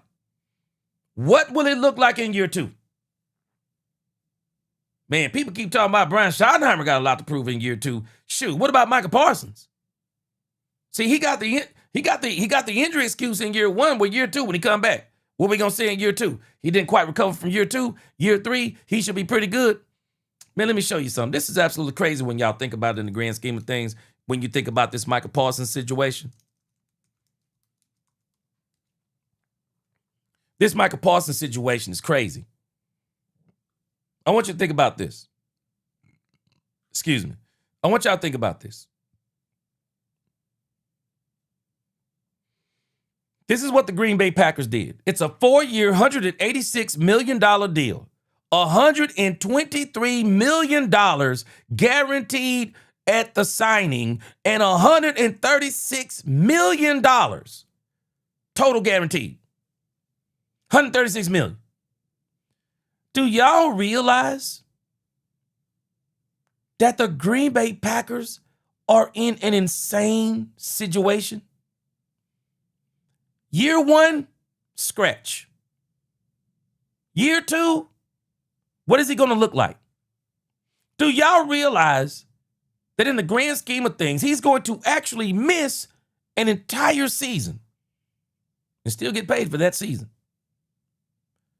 They may not see Micah Parsons, I mean the full Micah Parsons, until 2027 with 2 more years left on that deal. What will their team look like then? This is absolutely crazy work. Nobody wants to guarantee a player $136 million. And you don't even get him for one of those seasons. They don't even get to impact you during the playoffs. And now he's going to miss a huge part of the Green Bay Packers' first half of the season. Tough. And they've been saying he might not even make it back by the Cowboys game. And they're probably going to have to talk him out of it if he's not ready, because he's going to want to play the Cowboys game so bad. Man, Micah Parsons better sit his butt down somewhere. He better sit his butt down somewhere and get healthy and don't be thinking about all this personal stuff. Bass said, I feel like Terrence don't listen to his brother. Well, I bet you this. I don't know about you, Bass. I bet you I can make him listen. I bet you I can make him listen. Shoot, money talking, bullcorn runs a marathon. I bet you I can make him stop talking. I bet you I can make him stop talking. He said, why is he being persecuted like he called out on all this smoke for cashing checks with his mouth, that his butt can't cash, didn't act surprised. Shoot, I bet you I could control him. How much you bet? How much you bet I can control my brother if I was making what Micah Parsons making? I bet you I could control him. I bet you I could control him. Because if I couldn't control him, you know I couldn't control him. Because all the stuff that he's doing out in the court of public opinion, and you know the moment Micah Parsons is talked to, they're going to ask him about it. Shoot, I mean, I'm denouncing all that nonsense. I'm denouncing all that nonsense. Moose said that's if he plays. Gee, I'm telling you, man, Micah dealing with some stuff. Micah dealing with some stuff. He dealing with some stuff bigger than the Cowboys. Marvin Mays said that's not an injury that's easy to come back from. He may never be the same. And Marvin Mays, because of the power, the strength, and the quickness that he plays with, Micah better get right. And if I'm the Green Bay Packers, bro, you getting right before we let you on that field. I don't care if we playing the Cowboys 3 times in a season. You're going to be right before you get back on that field. You're going to be right.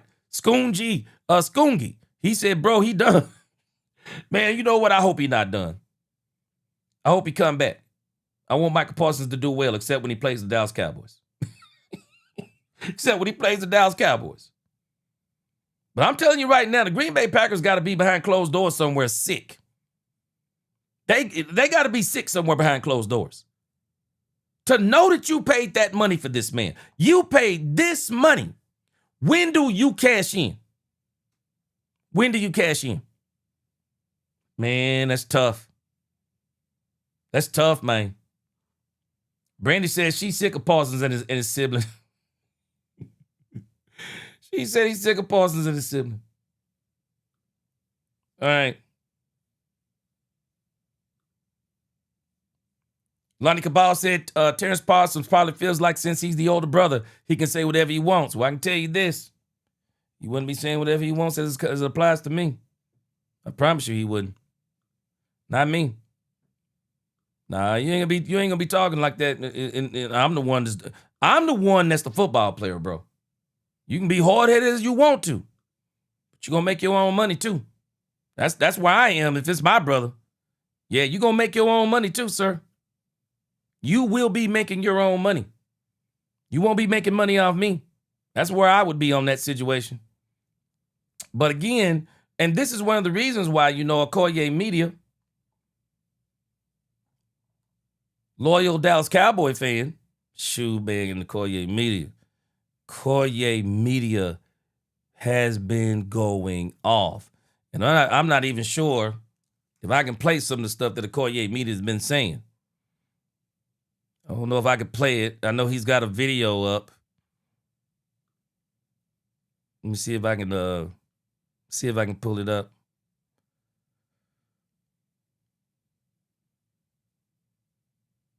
But Akoye Media, shoot, man, I'm just telling you, man, Akoye Media. I told y'all the other day, I think Akoye Media does some kind of boxing stuff, and I think it's true. And I'm telling you now, man, he throws knockout punches on the film. He throws knockout punches on the film. And he throws knockout punches when he's talking about the film. Shoot, man. Let me show you something he posted today, Akoye Media posted today. He was posting some stuff about, this may be Malachi Lawrence, maybe?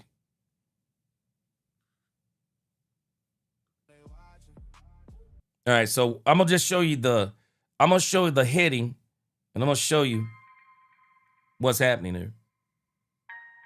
Akoye Media posted this. He said the other guy didn't do stuff like this with his teammates. Talking about Michael Parsons. Rashan Gary. Malachi Lawrence, I think it is. Jayshon Barham, all of them. He's out there working out with him. Yeah. I don't know what else to say on that. But man, Terrence Parsons done started war. He done started a war, and I don't think he can win it. I don't think he can win it.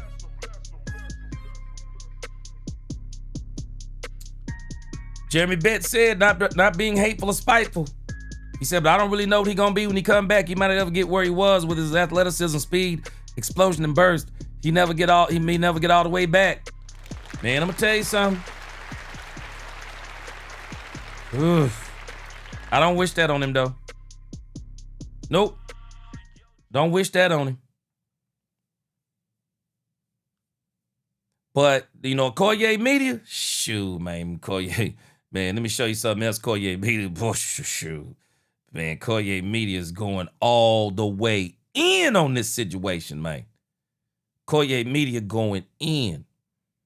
Let me see here. Let me see if I can pull up a couple more things here, man. Akoye Media is not playing. You're not playing with this man. And again, I found it to be strange that Akoye Media is saying what he said. And you see people, they're talking about what Terrence Parsons said. Shoot, they ain't talking about, man, they ain't talking about what Akoye Media saying. Shoot, man, Akoye Media is blasting.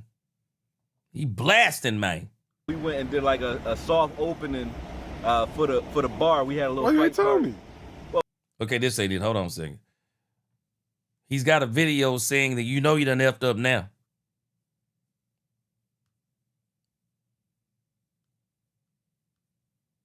Yeah, this is the one he put the other day, man. I ain't listened to it, but I'm pretty sure there's some expletives in here, man. I'm sure there's some expletives in here. We'll play a little bit of it. I'll put this link in the chat. Shoot, man, this man Akoye Media ain't playing. Really, man, like, I understand you taking up for your brother. You can take up for your brother when somebody is attacking your brother, right? When you the one doing the attacking, you can't play victim after somebody says something back to you.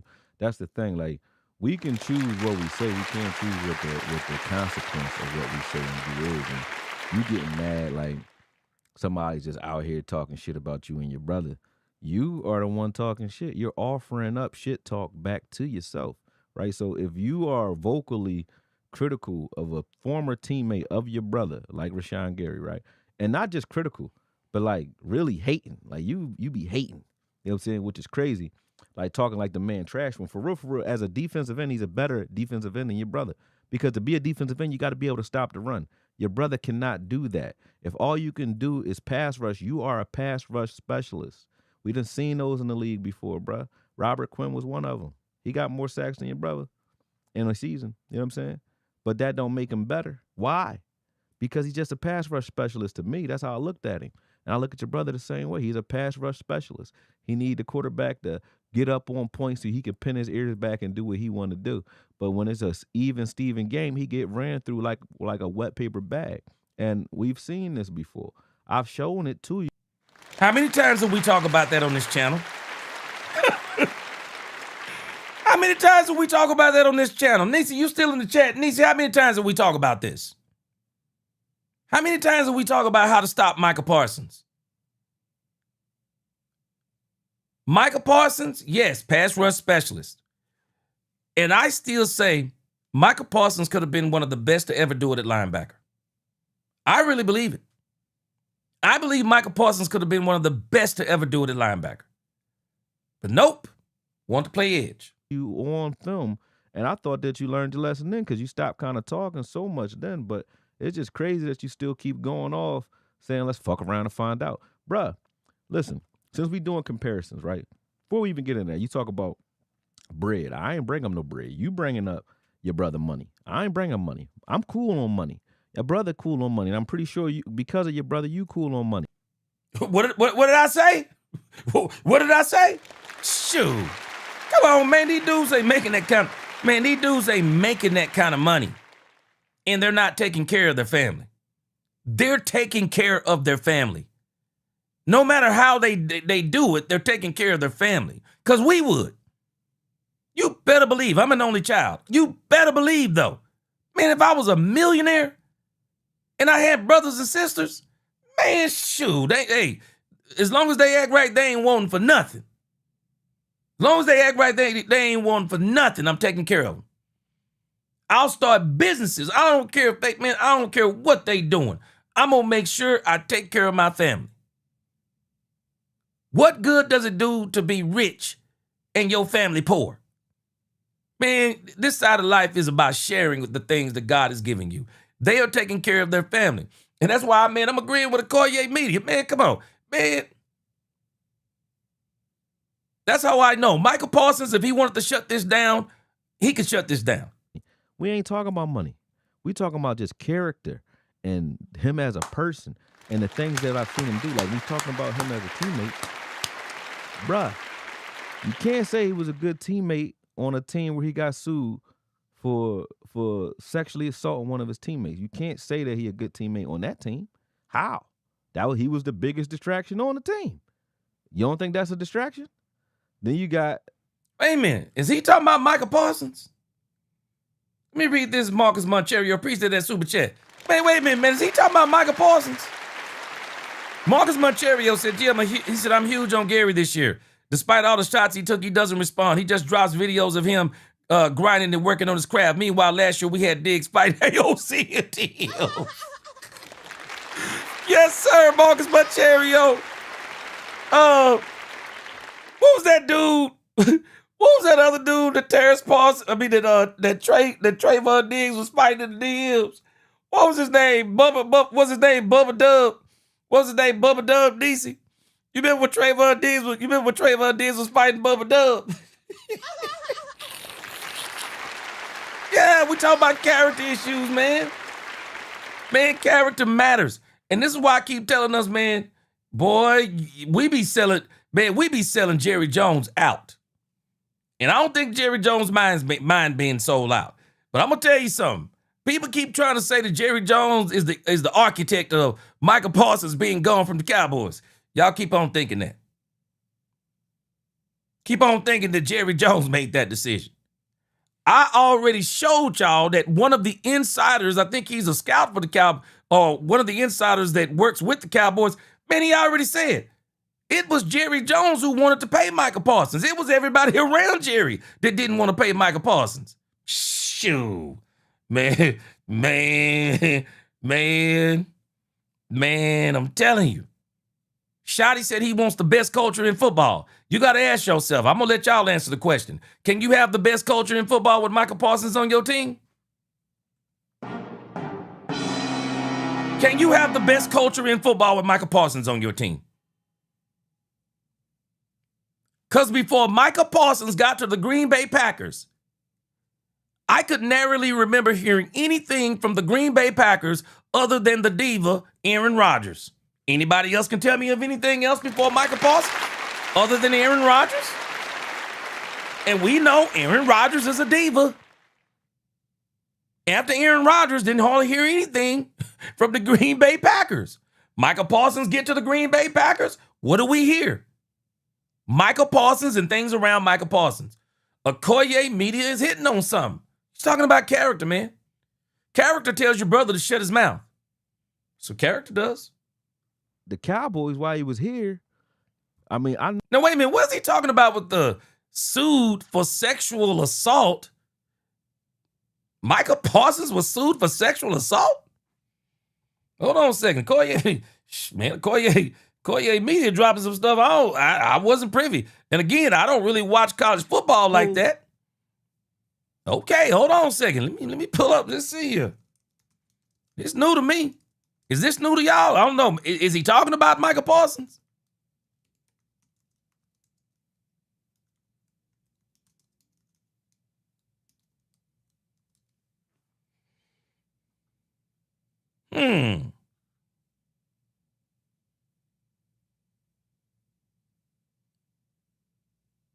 Oh, I see. Okay, I see. Oh, okay. Are y'all privy to this? Now, this is new to me, this part he brought up right here. This is new to me. Brandy, Parsons is a linebacker. I think he could have been one of the best to ever do it. I really do. I think he could have been one of the best to ever do it. I really do. Had he played linebacker, I believe he could have been one of the best to ever do it. I do. Rev said, talk to him, G. To this day, even with Mulugeta and Jerry Goofy. Man, I'm telling you, I don't think Jerry was the architect of this the way people thinks. But again, y'all tell me. This new to me. I didn't know this part. I didn't know this part because again, I don't talk. I mean, I don't really, pay attention to college football like this. This is new to me. Gerald Jackson, and Brandy said the same thing. She said she met Michael's dad. Well, Brandy said Gerald Jackson and Michael's dad is on that same type of time. But Gerald said that Michael's dad in Charlotte, he met his dad in Charlotte a few seasons ago, humble and down to earth. The mom and his brother, a different story. Okay. All right. Got you. All right, I'm checking on y'all. Okay, so Dominique, it was Bubba Dub. Yeah, it was Bubba Dub. Bubba Dub, boy. Oh, that's right. DC said, well, Cheeto. Wait a minute. All right, hold on a second. So this thing with Michael Parsons, I just looked it up and it's new. Yeah, Bass said Akoye is not an enemy that naysayer is an ally. Yes, sir. Yes, sir. Akoye is one of them, man. I've liked a lot of things that Akoye Media said. I've always kind of listened to him. He does his homework. But again, man, this is new to me. Yeah, Demetrius Noel. See, this is new to me. I got it right here. And what it is, he was involved in some hazing allegations. And the issue is, it said the suit alleged that Parsons and other upperclassmen orchestrated a campaign of hazing against lowerclassmen, which included instances of sexual misconduct and physical harassment. Boy, let me tell y'all a story.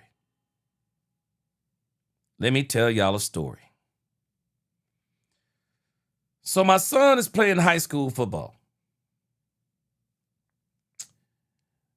And these young men on the high school football team, boy, they had me livid. And I was not playing this stuff. These young men were walking around on campus, humping on each other. They would walk up behind each other and just start humping each other and was laughing about it. Oh, no. I went off. I told him, nah, bro. We don't play that where I'm from. We ain't playing that mess. I went off. I told him how stupid it was. I don't give a doggone what they were. It's stupid. Not playing this mess. Walking around and humping each other thinking that's funny. What? Do it again. Do it again. Shoot, man, I'm telling you. These folks, man, these people, some of this stuff with this hazing, man, they take this stuff way too far. Way too far. Man, there are horror stories. This stuff doesn't just happen in college. It happens in high school. Man, there were some stories coming out, man, that in high school, over there in Austin, they were assaulting these young men and calling it hazing. I went off. There ain't no room for that for me. I don't give a doggone. Ain't no room for that. Shoot, I went off. Wish I would. Man, I saw some of them, man, I went to a football game and they was doing that stuff. Shoot, boy. Man, I like to lost it in the stands. I like to lost it. Shoot, straight up told them. Not again. Bet not happen again. Dumb stuff. Former Penn State football player suing over campaign of hazing. Man, this is bad. I don't know how it is now, but it's bad. This is bad on some campuses. And it's one thing when you're having some fun, but man, these kids don't be, these kids be actually assaulting other kids. Be assaulting them. It's crazy work. How you gonna walk up behind another man and start humping? Our darkest days in the battle against COVID It's are absolutely ahead of crazy. us. So this is what this is brand new to me. I didn't know he was involved in this. Says Parsons was named as one of the players involved in the hazing. He was not the primary defendant being sued for monetary damages. The primary player named as a defendant in the lawsuit was Damian Barber. Outcome, investigations by Penn State Office of Sexual Misconduct. And isn't it ironic it was Penn State?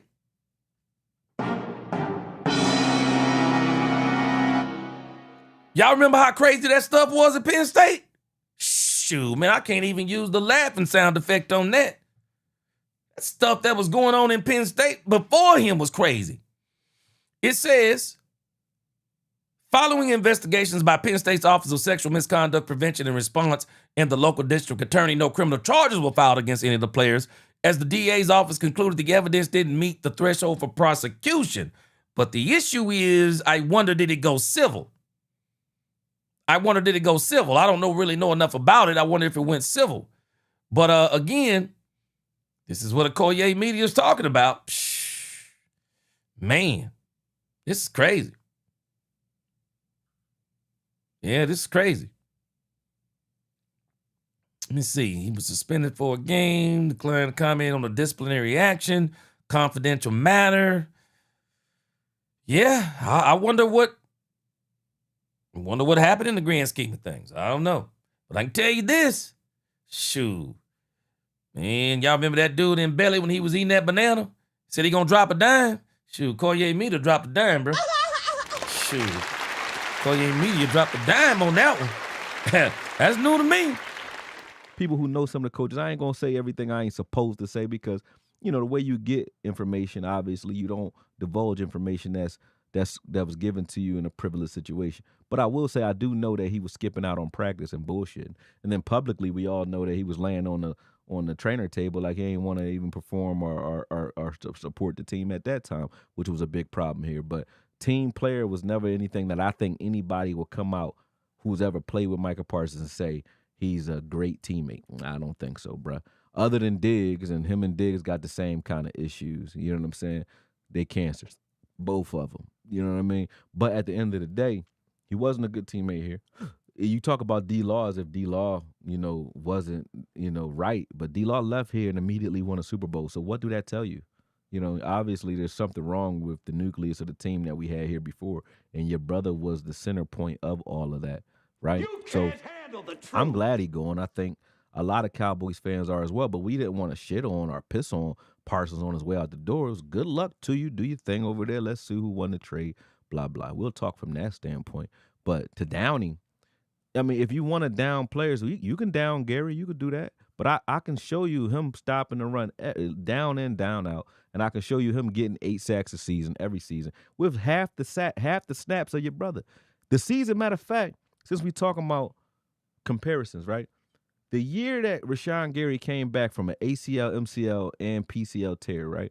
He only played 500 snaps that season. Still had 9 sacks that season off of only 500 snaps. Your brother had 864 snaps that season and only got 4 more sacks, 5 more sacks, 4 more. You can't handle the truth. Boy, Akoye. Man, I'm going to put this link in the description. Exactly. I'm going to let Akoye. Man, I'm gonna let y'all. I'll let y'all check this out, man. All I'm gonna tell you is, man, this man Akoye Media, boy. Tell you this, you ain't gotta worry about no arguments from me. You ain't gotta worry about no arguments from me in the future. You ain't gotta worry about it.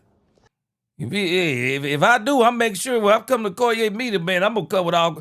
I gotta come with some serious receipts on this man. I gotta come with some serious receipts. Boy, this man told this man limb from limb. Man, I wouldn't be saying a word after what this. My gosh, Niecy said Akoye in this film study inspired. I love his breakdown. Shoot.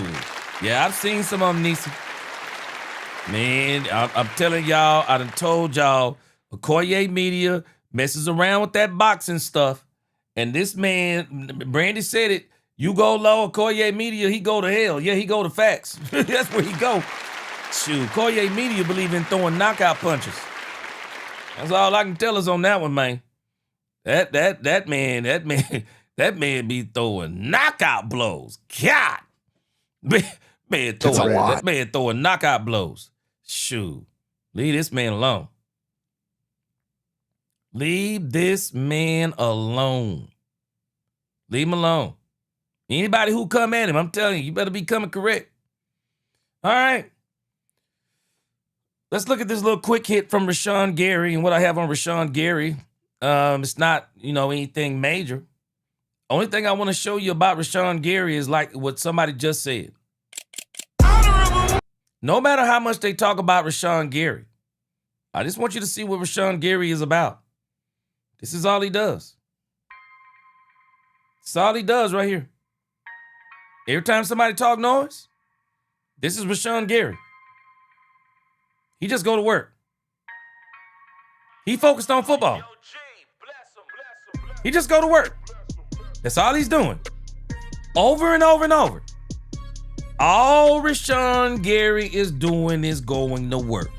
And he gonna take all that aggression, all that noise talking. He gonna do it on the field. This is Rashan Gary. I can appreciate it. He about that work. He about that business. And that's exactly what you want to be. You ain't got time for all that other stuff, man. All that other stuff is just chit chatter. That's just chit chatter, man. Just chit chatter. Go to work. Go to work. That's all he doing. Go to work. Yes, sir. Preacher's curl, man. Let me tell you something. You ever done those before? Shoot, you know what your biceps made of when you do a couple of them. Get up there and think you're gonna throw 50 pounds on there. Shoot, you better go to 5 pounds. That's some serious work right there, boy. Go to work, Rashan Gary. Man, let them talkers talk. Yeah, hey, Brandy, that's how you get, going bare feet outside on real grass, it helps you out health-wise. Don't let nobody tell you anything different. Got a lot of senses in our feet. Shoot, wrap some onions around your feet when you go to bed tonight. I'm telling you right now. Man, it's a lot of health. It's a lot of healing that come through the feet. I remember when I was a kid, I keep telling folks I don't remember getting sick a lot. I actually don't remember getting sick. Because when I was young, man, we'd be out there barefoot all the time in the summertime. Bare feet, dirt, mud, grass. Never got sick. Never got sick. Jeremy Betts, he said leadership and maturity. Leadership and maturity and being a good leader and working his butt off. That'll influence the younger guys. Why you need a mature veteran? Dude, getting ready, get that work in. What I'm saying, look. Yeah, he putting in work, bro. He putting in work. Yeah, he putting in that work. I like it. I like it. And that's one thing I like about him. He's not a talker. He's just not a talker, man. He's not a talker. He's not worried about what anybody says and all of those things. He's not worried about those things, man. He's just here to go to work, man. He's just here to go to work. That's all he's here to do. So I love his work ethic. I absolutely do. All right, let's get to this topic real quick. The rest of these are going to be quick topics, I believe. But I want to look at these NFC grades. Has anybody seen the grade that ESPN gave the Cowboys? I've already seen some of your grades.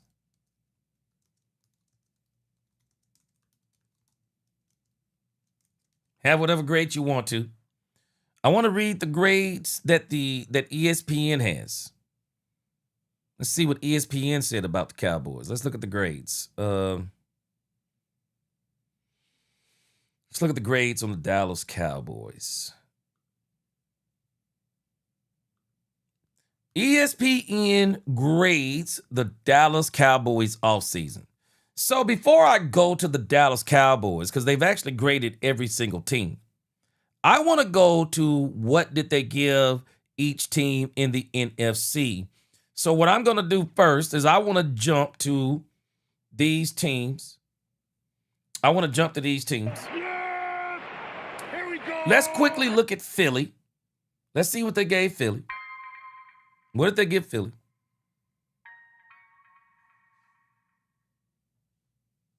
Let's change this up a little bit. Let's see what they gave Philly. Philadelphia Eagles. Wow. Gave the Philadelphia Eagles an A. Wow. Biggest move the Philadelphia Eagles made, they said, is trading A.J. Brown. Move that they like, cornerback Rick Woolen. Move they dislike, extending defensive tackle Jordan Davis. You didn't dislike it too much. You gave him an A. You gave him an A. It says, as is often the case, the Eagles general manager Howie Roseman was busy in the trade market this offseason. That meant the longer-awaited and finally consummated Brown deal to the Patriots, netting Philadelphia a 2028 first-round pick and a 2027 fifth-round pick. Losing Brown is a short-term knock, but it came clear his time as an Eagle was up, and Philadelphia was able to flip him for a first-round selection, which comes with years of expected value before Brown's decline really set in. Says the Eagles prepared for the loss of Brown by trading 5th and 6th round picks for Dontavion Wicks and selecting Mekhi Lemon in the first round of the draft. I particularly like Wicks' acquisition. The former Packer has a 69 upper score over the past 3 seasons, well above average, and perhaps has not fully realized his upside. Also, it says the Eagles made another critical acquisition. I was a fan of trading for Jonathan Grenard. High-end veterans become so inflated on the trade market lately that I rarely believe the acquiring team is in the winner in deals like this, but Grenard trade was an exception. The Eagles land a player whose sack production was down, only 3 sacks down from 12 last season, but who consistently wins on a down-to-down basis. His 23.3% pass rush win rate at edge would have ranked 4th had he qualified. He feels a need after the Philadelphia Eagles lost Jalen Phillips in free agency, which will likely net them a 3rd-round compensatory pick next year per over the cap. So this is what they got here. The Eagles had one of my favorite free agent signings of the offseason, nabbing Woolen for 1 year, $12 million. Woolen is not considered among the game's best corners despite metrics that suggested elite level play. Over the past 4 seasons, Woolen ranks first among all cornerbacks with at least 500 coverage snaps in air yards allowed per coverage snap, just ahead of new teammate Quinyon Mitchell and Pat Surtain II. My lone critique was the 3-year, $78 million extension for Davis, which was a bit rich for a nose tackle. David is a good player against the run, but I need more pass rush to justify that type of contract. All right, so they gave the Philadelphia Eagles a name. This is why I want to look at what they gave the rest of the NFC. They gave the Eagles a name.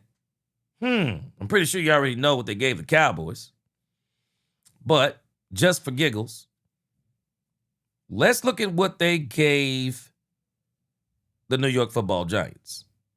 Wow. Gave the New York Giants a B+? What? New York Giants, biggest move, hiring John Harbaugh's coach. Move they like, Dexter Lawrence II. Move they dislike, Trayvon Edmonds signing. Says nothing was more significant than the Giants successfully landing Harbaugh. He should be a stabilizing force given his long track record of success in Baltimore, and he rightfully gives fans hope in the franchise new direction. But in terms of players, the biggest decision the Giants made was to trade Lawrence to the Bengals for the number 10 pick. That was a huge win, as much as I and probably the Giants like Lawrence as a player. He was coming off a down season, and the value of the number 10 pick was simply a much better return than the veteran defensive tackle is likely worth. Thanks to the trade, the Giants had two top 10 picks in the draft. They had linebacker edge rusher Orville Reese, who surprisingly fell to number 5. Offensive tackle France Mawigoa at number 10. Those 2 young players can be foundation of the Giants' new core if they play well. New York also made a poor value trade in moving up to get receiver Malachi Fields on day 2. In free agency, the Giants lost Wan'Dale Robinson following his breakout 2025 campaign, leaving weakness at the position, especially with Malik Neighbors uncertain to be back by week 1. Got a strange feeling he's not going to be back. The team re-signed Jermaine Eluemunor to keep consistency at the right tackle and brought in defensive tackle DJ Reader. Cornerback Greg Newsome II and Edmonds, the last of whom was an overpay after 3 years, $36 million. Adding Reese gives the Giants a surplus at edge, which should make Kayvon Thibodeau available for trade. We'll see how that goes July the 15th. They haven't found a deal for him yet, but that doesn't mean they won't before the start of the season. Nothing will affect the Giants' win total in the short term more than second-year quarterback Jackson Dart development. This offseason was more about setting up a foundation for medium to long term. I agree. The Giants, I don't see anything happening for them this coming year. I think it's going to be a very trying year for the Giants. I really do. I think it's going to be a very trying year. Very trying year. But again, gave the New York Giants a B+. All right? Gave the Giants a B+. All right, let's see what they gave the Washington Commanders. So we got an A for the Eagles, B+ for the New York Football Giants. What they give the Washington Commanders? Oh, they gave them a C+. Says here, biggest move, signing edge Odafe Oweh. Move they like, signing safety Nick Cross. Moves I dislike, firing offensive coordinator Cliff Kingsbury. I do think he got a raw deal. Says Washington opened this offseason by firing Cliff Kingsbury and defensive coordinator Joe Witt Jr. The former dismissal was a curious choice. Although the Commanders massively disappointed by going 5-12 in 2025, the defense was the biggest culprit, ranking 30th in EPA per play. Says, of course, quarterback Jaden Daniels' injuries didn't help, nor did his late down efficiency crashing back to earth after a banner 2024, but the fact that the Commanders were middle of the pack in offensive EPA per play without Daniels for half the season and were actually more efficient without him is a testament to the offensive coaching. If anyone should have been on the hot seat after 2025, I think it should have been head coach Dan Quinn, which I'm now hearing that Dan Quinn is on the hot seat. As far as personnel, the Commanders made moves to address their older, underperforming defense, headlined by signing Oweh to a 4-year, $96 million contract. That looks and seems expensive on the surface, but Oweh is better than he is given credit for. His 16.7% pass rush win rate at edge last season between the Ravens and the Chargers ranked 10th best at the position. Washington also added Kalavon Kyson on a 1-year deal after his solid 2025 season with the Patriots. The Commanders brought in other middle-class free agent defenders in Cross, cornerback Amik Robinson, and linebacker Leo Cannell. They also selected linebacker Sonny Styles with the number 7 pick in the draft. Offensively, they signed offensive tackle Laremy Tunsil to an extension and made a smart move by re-signing backup quarterback Marcus Mariota. But the Commanders have done more as they questionably released center Tyler Biadasz, who immediately got a raise by signing with the Chargers, and questions remain with their pass catchers. Washington still led by receiver Terry McLaurin, though he's no longer a sure thing given his 2025 season and age, 31 in September. The Commanders signed tight end Chig Okonkwo in free agency and added wide receiver Antonio Williams in the 3rd round of the draft, but I wanted to see more done in this area. They weren't amazing options in free agency, but the Commanders have money to spend. As of this writing, they rank 3rd and 8th in 2026 and 2027 cap space per over the cap. So, Washington Commanders, they were able to pull out a C+. So I don't know if y'all seen this or not. Let's see where this puts the Dallas Cowboys. In case you didn't see the thumbnail, that actually wasn't my grade on the thumbnail. That was actually ESPN's grade for the Dallas Cowboys. And let's read what they said about our beloved Dallas Cowboys.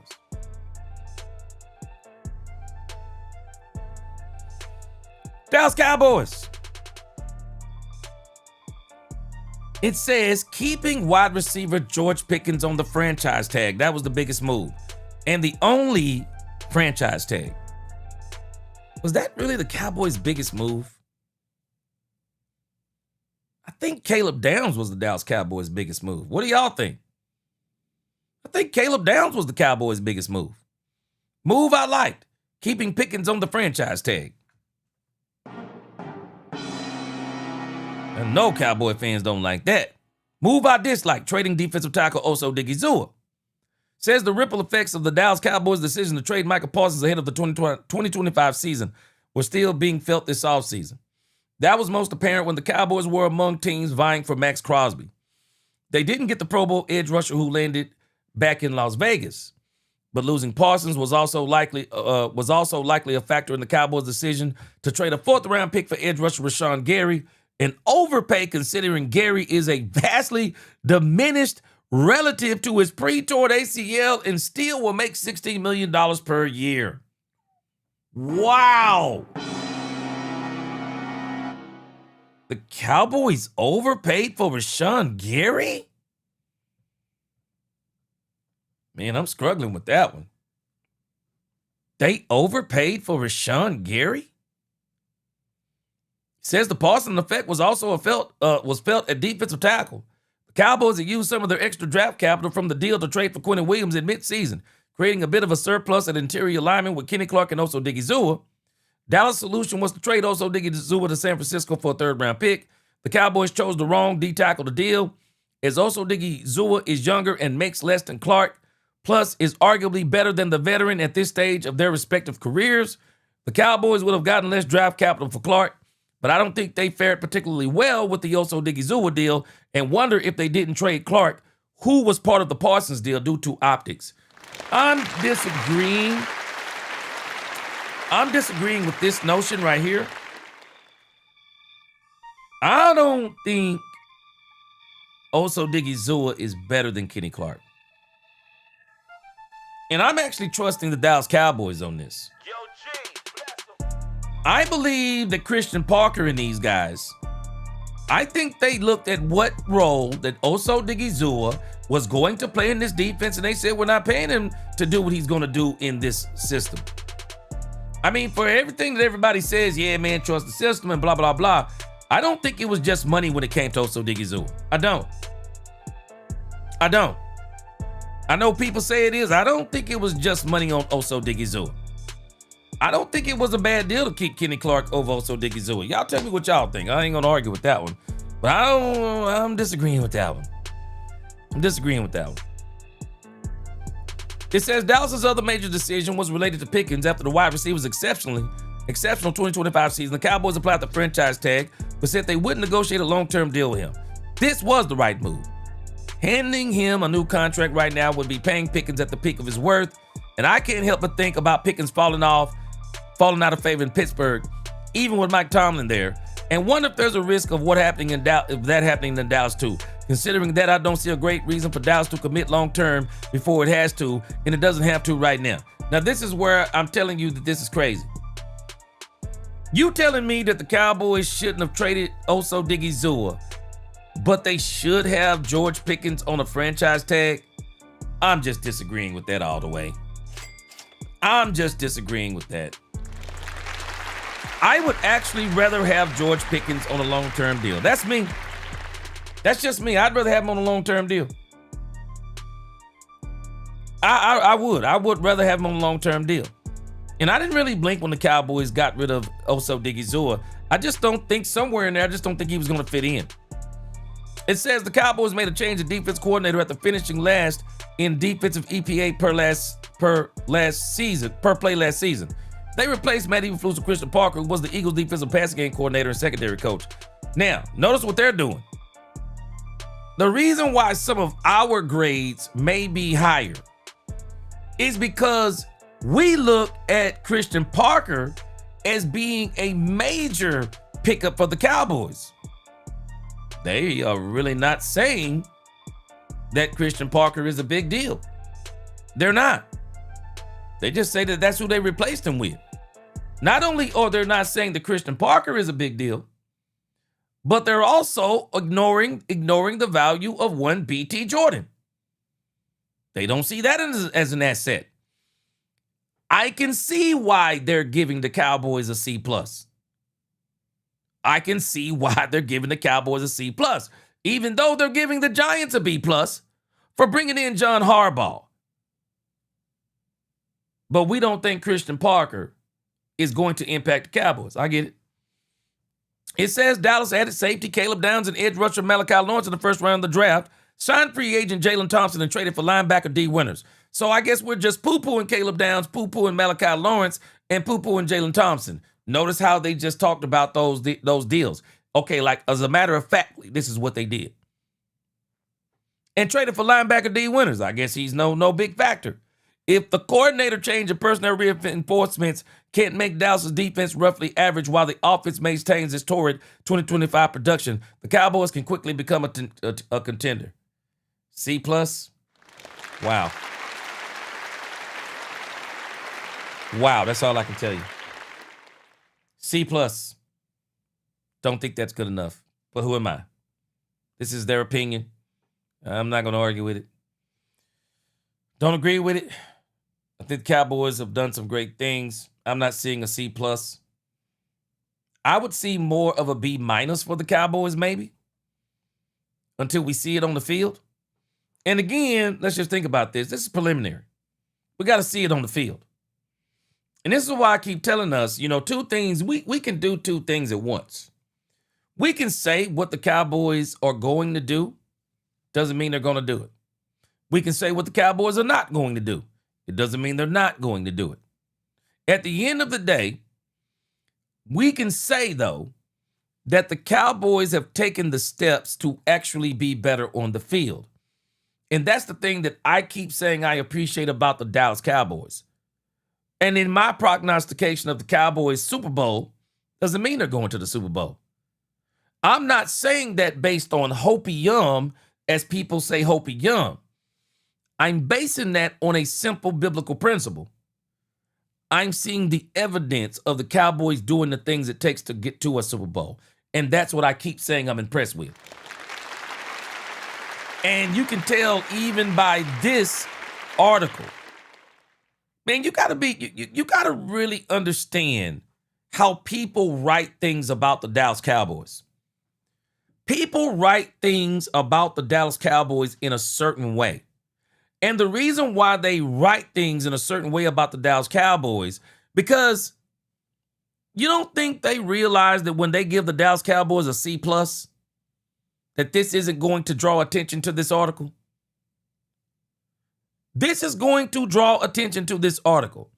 Anytime you are saying something about the Cowboys, people are taking notice. And they know people are going to take notice on this. And so basically, the reason why they wouldn't give the Cowboys anything high, because that would basically play into a lot of what everybody else has already played into. Because a lot of people think the Cowboys are going to be fantastic this season. And so you get people now for sure. Hey, everybody think the Cowboys are going to be better. So I'm going to come in and I'm going to say, nah, the Cowboys really ain't going to be that better. Cowboys didn't do this. They didn't do that. Whatever the case may be, these things draw attention because the Cowboys have always drawn attention no matter what transpires. But again, it don't matter what I say. It don't matter what anyone says. Nothing is going to change as far as what we're saying, what the Cowboys are going to do. We're going to see. It's not even an opinion. It's a fact. The Cowboys are doing things to be better. That's the part that people have to understand that can't be denied. Christian Parker, B.T. Jordan. Also, B.T. Jordan, Kenny Clark, Quentin Williams, Caleb Downs, Malachi Lawrence, Jayshon Barrow. And I still think people are sleeping on Jalen Thompson, Rashan Gary, Kobe Durant. When you look at all of these moves the Cowboys have made, these are moves that will contribute to the Cowboys winning. And I think it'll contribute to them winning sooner than later. I'm not telling you the Cowboys are going 17-0. There will be, I believe, a few growing pains. But I think they'll get it together quicker than they have in the past. Brandon Cup said, gee, you talking about the C is what they want. It's likely a negativity poll and the C is the bait. Wait on us to bite. Book it. Oh, yeah, no doubt. Yeah, that's exactly what I was just saying. No doubt. They know these types of things. It's going to draw a lot of attention from us people who love the Dallas Cowboys. We know it's going to draw attention, so it's all good. It's all good. All right, let's get a couple of quick hits here in here. Let me show you something here.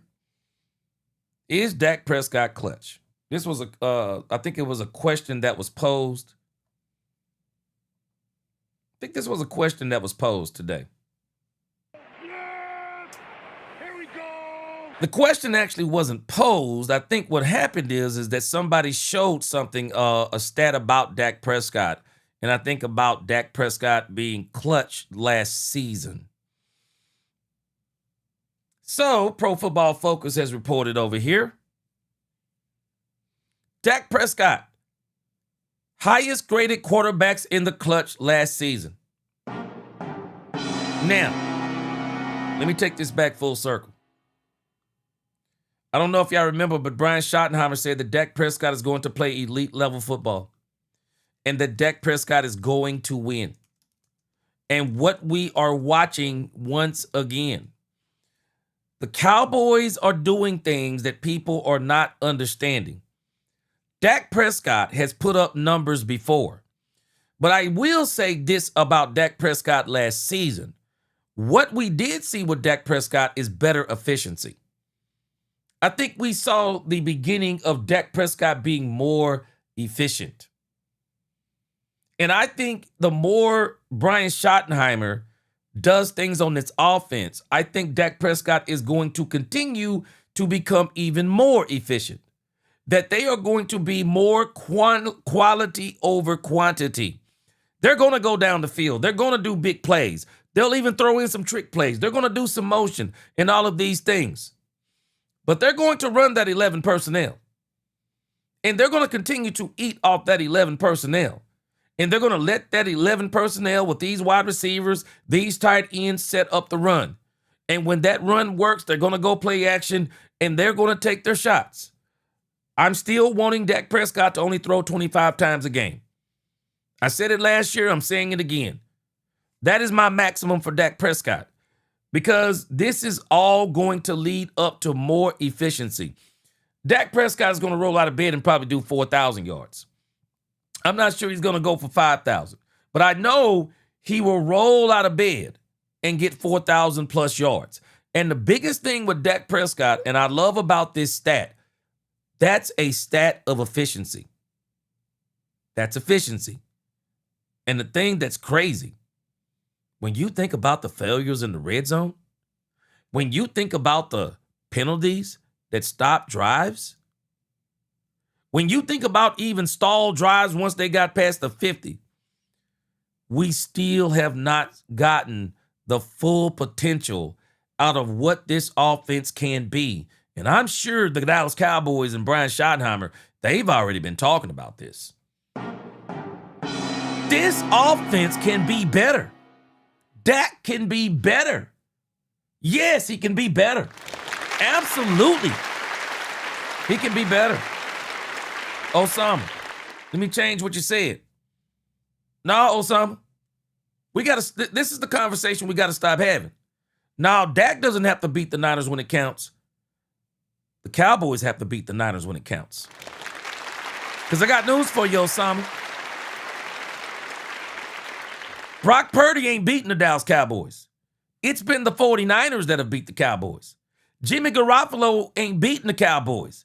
It's the 49ers that have been beating the Dallas Cowboys. I mean, the San Francisco 49ers literally have one of the... Kyle Shanahan is a top 5 offensive coordinator in the game. He's top 5. Kyle Shanahan has been willing the San Francisco 49ers to the Super Bowl. What's been letting down Kyle Shanahan is his quarterbacks. Yes, it's been his quarterbacks. Last year, what failed Kyle Shanahan was they were just decimated with injuries on defense and on offense. But Kyle Shanahan's biggest failure is winning a Super Bowl. Kyle Shanahan takes that team as far as he can take them. Yeah, teams win Super Bowls. Teams win Super Bowls. They need better teams. Dak Prescott needs better teams. Dak Prescott is going to win a Super Bowl because the Cowboys have a better team. That's what's going to happen. That's what Shotty is doing. Shotty is saying, I know how to win a Super Bowl. You got to build the best culture in football. And if you build the best culture in football, you're going to have one of the best teams in football. You absolutely going to have one of the best teams in football. All right, let's hit these last two, and then we're going to get out of here. I appreciate y'all rocking with me. So Mina Kimes is huge. Mina Kimes is huge on Caleb Downs. Miss Major's in the building. What's going on? She said it's not the quarterback. Clearly doesn't matter which one they drop in. Niners got us beat. Yeah, see, that's the issue. Kyle Shanahan, one of the things they do, they put together really good teams that fit their system. Shoot, let me tell you something. If Kyle Shanahan had Dak Prescott and some of the teams they've had, I guarantee you, Kyle Shanahan with Dak Prescott would have already won 2 Super Bowls. I guarantee you. With the defenses that have been on the other side of Garoppolo and Purdy, shoot, Dak Prescott winning Super Bowls with them joints. He winning Super Bowls with them joints. Man, they've had some defenses in San Francisco. Consistently. Yeah, Dak winning Super Bowls with them joints. Guaranteed. All right, let's get these last 2 stories out of the way, then I'm gonna let y'all have it tonight. So we got another. You know what? I forgot to put this on here. Let's get this on here as a quick hit. There is a story floating around about Terrion Arnold, y'all. There is a story floating around about Terrion Arnold. As a matter of fact, I'll give you the long version of it tomorrow. But Terrion Arnold, who has been released officially by the Detroit Lions on Wednesday, because Terrion Arnold was released, the state wants him to have an ankle monitor on his leg. But his defense told the judge that there are 3 teams that have already contacted Terrion Arnold about being on the team. I'm going to talk more about this tomorrow. But Terrion Arnold, and I really want to see what happens, because I wonder if the judge is going to ask his defense, can you show me paperwork or show me evidence that there are 3 teams that have contacted you and that he will be on somebody's team real soon? Because if he can't produce that information, then I'm sure he's going to get that ankle monitor, because that's what they're trying to avoid. So we're going to see how this story is going to turn out. But I'm telling y'all right now, I started talking about this Terrion Arnold story before anybody did. And Bass, I'm telling you, I kind of agree with you, Bass. I don't think the Cowboys are going for Terrion Arnold. But I tell you this, inquiring minds want to know.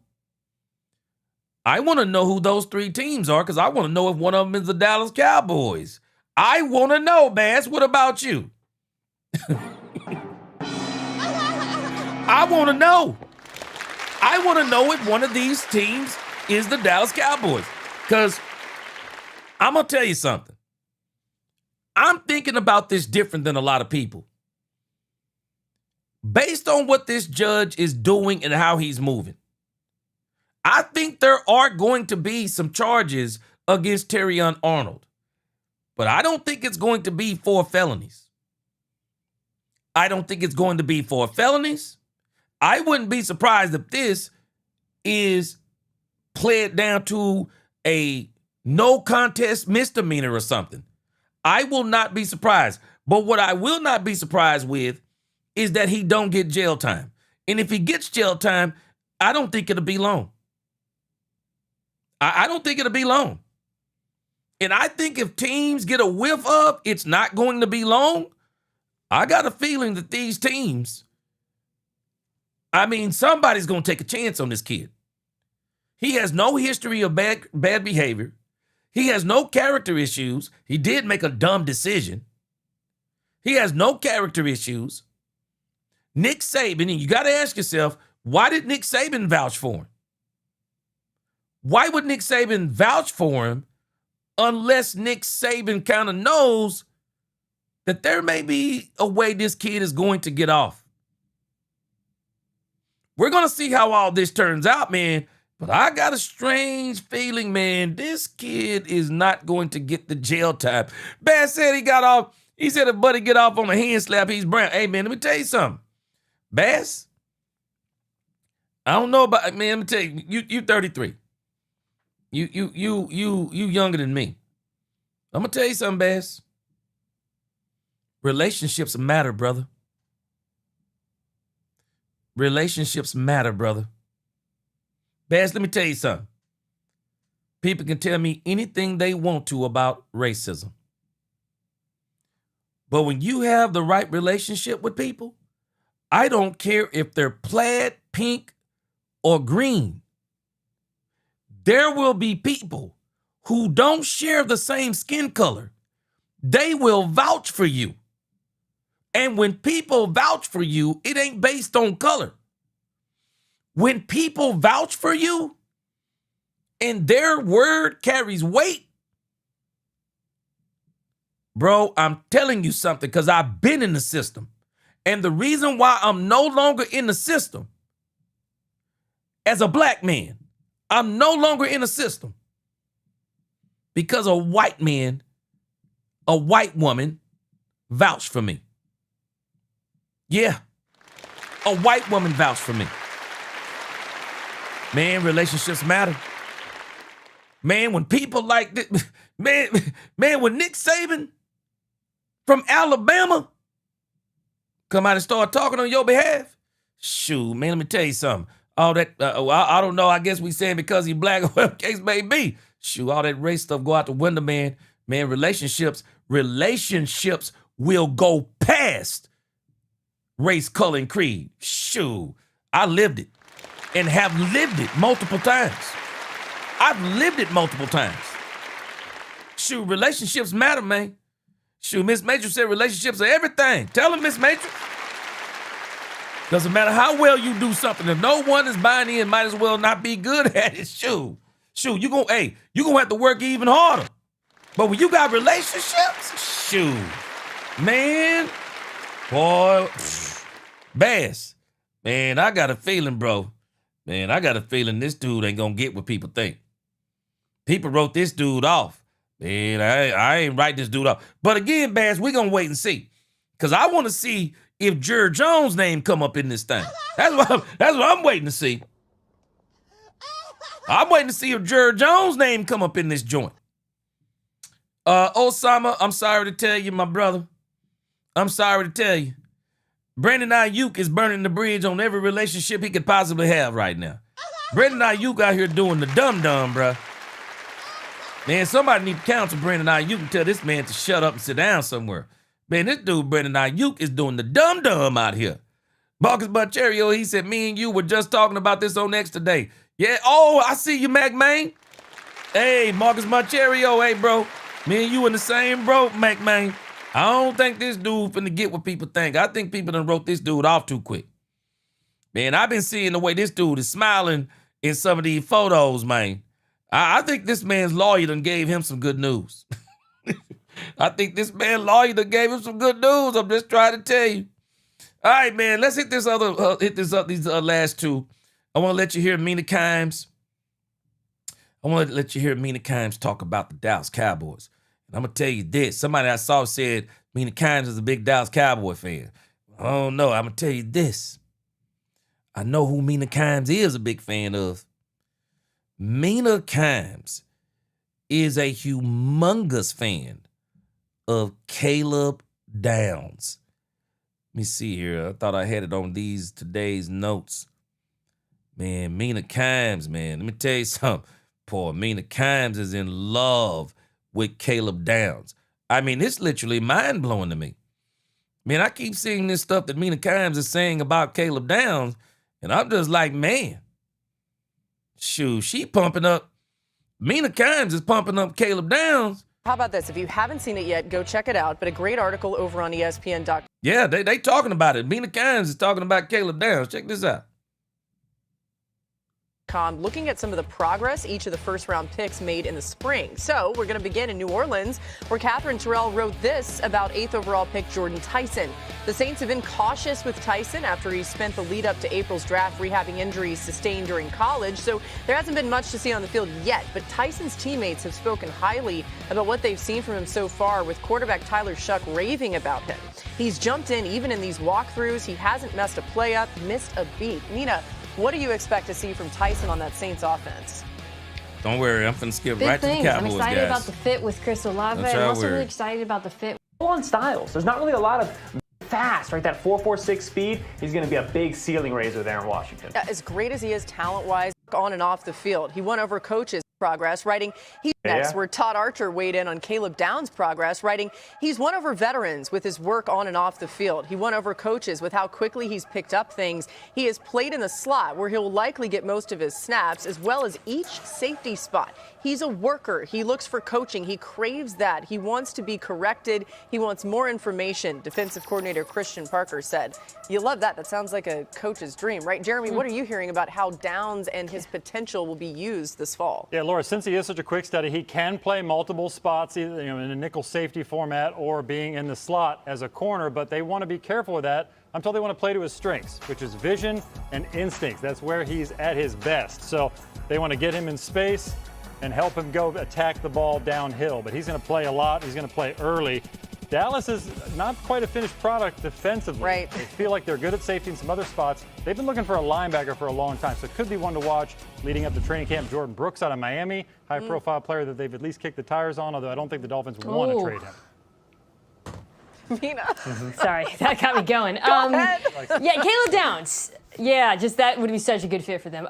Caleb Downs, you know, he's kind of on paper the answer to what every defense is looking for right now in terms of the ability to stop the run without putting an extra linebacker on the field, right? You think about in Seattle, Nicky Menwari. In Philadelphia, his old team, Cooper DeJean, both nickels who are exceptional against the run and allow those teams to live in their sub packages and keeping those guys on the field where they can also defend tight ends and sometimes slot receivers in coverage. Caleb Downs can do all of those things. However, the difference between Dallas and those two defenses is weakness at the linebacker position, which Jeremy alluded to, and then I would say the cornerbacks are a little bit less trustworthy and you can't leave them on islands in the same way. But I am very optimistic about Downs as primarily the nickel, probably playing safety and base. And to me, you know, the start of something with Christian Parker, him as that foundational piece is really promising. Yeah, I don't think any of us are over here like Dallas is going to have the best defense in the NFL next season. But Ben, is a moderate improvement on the defensive side of the ball enough to make the Cowboys contenders considering how good we think their offense will be? Absolutely. Yeah, we've seen. See, this is what I want us to key in on. Everybody knows the strength of this team is the offense. And everybody knows if you just look at the Dallas Cowboys last season, I believe and others believe that if the Cowboys would have had an average defense last year, we probably win 3 games at least. We're at least 3-6-1 last year, and we'll look at it in just a moment after this. Everybody is of the same opinion based on last year because a lot of us believe, and they believe, the Cowboys offense still got room to improve, and it'll be even better this coming year. And so what people are truly relying on is the strength, which is the offense, and can Christian Parker just get it to be average? They're not even saying that the Cowboys need to be top 15. They're saying average. Can Christian Parker get them to 20? Can he get them to 20? And Bass, they doubt the defense, but again, I think the Cowboys put some players on there. Again, Rashan Gary, D. Winters, Kobe Durant, and I still think people are underestimating Jalen Thompson. The Cowboys made some serious moves on that defense. And again, I know some of y'all say y'all are worried about the cornerback position. I'm more worried about Deron Bland than I am the cornerback position. I want to see what Savon Revel Jr. is and Kobe Durant is when we go against the Rams and when we go against the Saints in the Oxnard, California scrimmages before I get worried. See, I'm not worried yet. I want to see what these young guys have. And Bass, I got a feeling the Cowboys are going to see what they are too. And I think they're going to bring in somebody if they need to. And again, Bass, this is why I'm telling you. I'm anxious to watch this thing on Monday when this lawyer talks about these 3 teams. Because I want to hear, I'm listening for the Dallas Cowboys. I'm listening for the Dallas Cowboys. Excuse me, I'm listening for the Dallas Cowboys. I got a feeling that Terrion Arnold, Marcus Moncherio, I got a feeling that Terrion Arnold is playing for somebody this year. And once this man clears waivers on Monday, I'm very interested in who's going to go after him. And I'm sure whoever goes after him, they're going to do their due diligence. They're going to do their due diligence. And Terrion, man, I'll tell you. Niecy said Cowboys can't sleep on the Giants. We're going to see. I think they got some issues to work out. They brought in Odell Beckham Jr. And people are saying that Malik Neighbors got some serious stuff going on. Yeah, we'll see. We'll see about old John Harbaugh. But again, we'll see what these Cowboys are in Oxnard, California. And I don't think they're going to hesitate. If they see some issues at cornerback, I think they're going to make some moves. And better be careful, shoot. Terrion Arnold will be over here in Dallas. We're going to see. I'm skeptical, Bass. I'm skeptical. I'm like, I don't know if the Cowboys are going to do it. I don't know if the Cowboys are going to do it. And I'm very interested in those three teams. Hold on a second. Let me see. Let me read this again. Nisa, you saying the Cowboys can't sleep on the Giants as a team? Or are you saying the Cowboys can't sleep on the Giants as it applies to Terrion Arnold? Answer me that. Are you talking about Terrion Arnold? All right. Top 5 offense plus average defense be a viable approach to the Super Bowl in the last 10 or so years of football. What wasn't last year, right? Seahawks kind of zagged everybody else's eggs, but you can be an elite offense. And Dallas was 8th in DVOA, 5th in points per drive. They lost nobody in the offseason. George Pickens is coming back. They can put 30, 35 on you. If that defense can just get a couple of stops, they were 30th in turnovers per drive. Get lucky. Do the Bears thing from last season. Just get some picks, force some fumbles, create enough positive plays that your offense drives the ship and you carry your own weight. So to me, linebacker, schminebacker. All right, we ain't worried about it. Caleb Downs is going to be an impactful playmaker. DeMarvion Overshown's coming back from injury. He was really impactful in 2024. There's enough pieces here that I believe in Christian Parker, playing that too high shell, putting an umbrella on opposing offenses, and just keeping the defense afloat such that we can get to a big postseason run. Yeah, and I think for all the focus on Downs, rightfully so, first-round draft pick, the Cowboys did add a lot of capable veterans elsewhere. See, this is the issue. And I know this is where a lot of us are. And I'm with you on it. I'm telling you it's okay to do what I've been doing. We're just not used to anybody doing it. I'm telling you, based on what I'm watching the Cowboys do, not what they've done, based on what they're doing, I see the evidence of a championship team. But at the same time, we still got to see it on the field. Still got to see it on the field. We got to see what it all develops into. But I'm actually banking on what I'm seeing, not on what I've seen. I am watching this team do all of the right things, and they have proved to all of us that coaching matters. And that coaching this year is going to be the biggest impact on this team. Players, yes, I'm cool. I know we would love to have a couple of more players. But those players wouldn't mean nothing if you didn't have the coaches in place. And I believe they have the coaches in place. They believe they have the coaches in place. And they're going to be way more effective this year because of coaching. That is really the theme of this season. I told y'all last year, the theme was the first round draft picks. The theme this year is coaching. It's coaching. And that's why I'm so optimistic about the coaching. If they buy into this system and they do what they're supposed to do, and again, Mina Kimes, I've already pointed this out. Mina Kimes is making a great point. No, the Cowboys have actually added some very good pieces. They've actually added some good pieces. They've added pieces that are good enough to win. They've absolutely done it on defense. The only thing we are waiting on is to see this on the field. That's all we're waiting on. This is all we're waiting on. And I still say people are sleeping on what these Cowboys have done. I mean, this is actually incredible when you think about what the Cowboys have done. Not only went and got these players, Cowboys fans, they went and got the coaches to coach these players. Otito Ogbonnia. You already got Kenny Clark. You already got Quentin Williams. You already got Rashan Gary. You got Rashan Gary, D. Winters, DeMarvion Overshown, first healthy since coming out of college. First healthy offseason.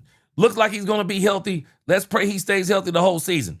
Donovan Ezaraku coming off an injury. But year 2, look like he can make a big jump. Deron Bland, we got to see if he got some new shoes. But again, we got Jalen Thompson, Malik Hooker, Kobe Durant, and I still say Jalen Thompson is one of the biggest acquisitions that we got. Kobe Durant, big acquisition, and we're not giving this young man enough credit. Caleb Downs, huge acquisition. Look at the depth. LT Overton, Jay Toye, we'll see what he turns out to be. Jonathan Bullard, Malachi Lawrence, Jayshawn Barham. Malachi Lawrence and Jayshawn Barham are not going to be on the bench all year. They will be contributors. James Houston, sneaky good. Devin Moore, excited. Marquise Bell, we'll see. PJ Locke will get on that field. Savon Revel Jr., looking really good. The Dallas Cowboys, man, they got players. They got players, man. They got players. They got rookies that are going to contribute. They got a system that fits the players. I'm telling you, I am confident not only in the players they picked up, but what I'm most impressed with, again, it's the coaches they got for the players. Book it. The Dallas will get to the quarterback more this season. BT Jordan gets results. They're going to get sacks on this team. I expect every player on this team that's involved in the pass rush to at least get one more sack than they got last year.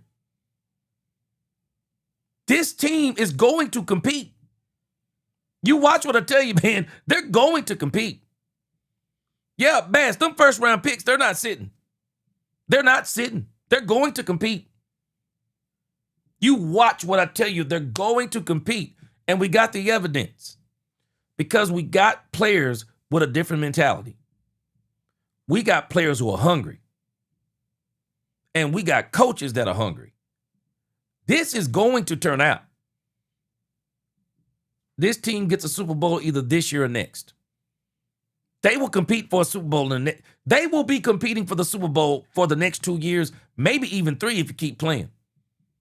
This team, man, they can just keep building on what they have. This team will be so good. You know, we're thinking about this year. How much better would this team be next year? When you think about some of the players that are on this team, some of these rookies, and then they'll be in their second year. Oh my gosh, this team is poised to compete for the next 2 to 3 seasons. They're getting a bowl game. They're getting a bowl game. Book it. That don't mean that they are. Don't mean that they are. All I'm telling you is based on what they're doing. It's going to lead to something. And it won't be 7 and 9 seasons. It won't be 7 and 10 seasons. I'm telling you it won't. This team is going to compete, and this team has better players than people understand. I know where a lot of us are. Oh, we got to see it on the field. Don't you worry, you're going to see it. And when you see it, don't just think these players are good. The coaching and the system. The coaching and the system is going to do it for us. Kobe Durant from the Rams. He's a capable cover corner. Jalen Thompson is a decent safety. And up front, I don't think this pass rush is lighting the world on fire, but Rashan Gary certainly will help against the run, too, and we'll see what they get out of Malachi Lawrence. If you were to add Jordan Brooks, just to go back to what Jeremy said, there it is. That second level, yes, that's where I start thinking less about can this defense be average or below average, and more can this be a top 10 to 12-ish defense? Because I do think with that sort of linebacker improvement, that could be in the cards with all of the other additions that they've made. Yeah, I mean, how realistic is this Jordan Brooks thing? Now I'm like salivating at that prospect as well. Well, in an ideal world, Miami would like to sign him to a contract extension because they have a couple players that they consider pieces. They signed some of them, like running back Devon Achane. So they feel like they're in transition, but they have a few players. All right, we had echo on that part. Let's go back. Y'all, we need to hear that part about Jordan Brooks. cover corner. Jalen Thompson is a decent safety, and rightfully so, first-round draft pick. The Cowboys did add a lot of capable veterans elsewhere. Kobe Durant from the Rams is a capable cover corner. Jalen Thompson is a decent safety, and up front, I don't think this pass rush is lighting the world on fire, but Rashan Gary certainly will help against the run too, and we'll see what they get out of Malachi Lawrence. If you were to add Jordan Brooks, just to go back to what Jeremy said, to that second level. Yeah. We got to circle the block one more time on Jordan Brooks. We got to circle the block one more time. A lot of people were mad about Myles Garrett. I'm not mad about Myles Garrett. But I'll tell you the player I've been saying I want them to get. I think Myles Garrett was a dream. But I think Jordan Brooks is a possibility. I'm really holding out hope that the Cowboys go get Jordan Brooks. I think he really solidifies that defense. I really do. I think he solidifies it to the point that Rashan Gary will eat. I think he'll eat. I do. Oh, Bass. Man, only thing about Crosby, boy, we going to see. I think Crosby going to come up again, too. I don't know if the Cowboys going to do it, but I think Crosby going to come up again for somebody. That's where I start thinking less about, can this defense be average or below average? And I like what they did here. If you'll notice all the players they have highlighted. Let's see. Projected starters this season. Yeah. This defense, man, if this coach get this thing right early on, yeah, we're going to win. Or can this be a top 10 to 12-ish defense? Because I do think with that sort of linebacker improvement, that could be in the cards with all of the other additions that they've made. Yeah, I mean, how realistic is this Jordan Brooks thing? Now I'm like salivating at that prospect as well. Well, in an ideal world, Miami would like to sign him to a contract extension because they have a couple players that they consider core pieces. They signed some of them like running back Devon Achane.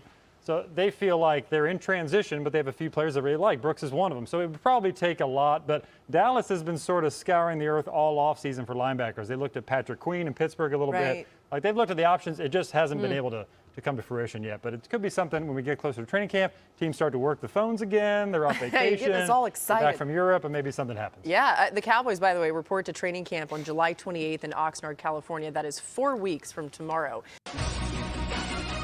Yeah. Excited, man. Man, excited. Excited. Yeah, I didn't see Jalen Thompson. Yeah, he's there. They don't really know how the Cowboys are going to line this all up exactly, but Jalen Thompson is going to be a starter on this team. Man, this thing is going to be, this thing going to be nice, man. Malachi and Barham, you got to ask how much do we see them? That's why I'm like F 2027 picks. Oh, you're going to see them a lot. You watch what I tell you. They will be playing. Them boys playing. Bass, you think about this for a moment. I think this is how the Cowboys are going to keep some of these players fresh. I think this is exactly how they're going to keep some of these players fresh. Man, don't y'all be surprised. Don't y'all be surprised by some of these players playing. Some of these players are going to play. They're going to push for playing time. You're not sitting Malachi Lawrence on the bench. You're not doing it. Malachi Lawrence, mark my words, this man will not be on the bench. Think about it. Donovan Ezeraku coming off a hip injury. Do we think it would be in the Cowboys' best interest to have Donovan Ezeraku out there running 60 and 70 snaps? It ain't going to happen. I don't believe it's going to happen. Ezeraku, I see him splitting snaps. I see him splitting some snaps. Absolutely. Cowboys are going to be ready to go. They got a plan, man. And I think they're going to execute it. And they're going to keep a close watch on these players. And if things aren't working out in Oxnard, California, I'm confident. Nah, they're going to make the right move. I told y'all this before. Man, people can tell me anything they want to about the Cowboys saying we ain't going to put no pressure on Christian Parker. Shoot.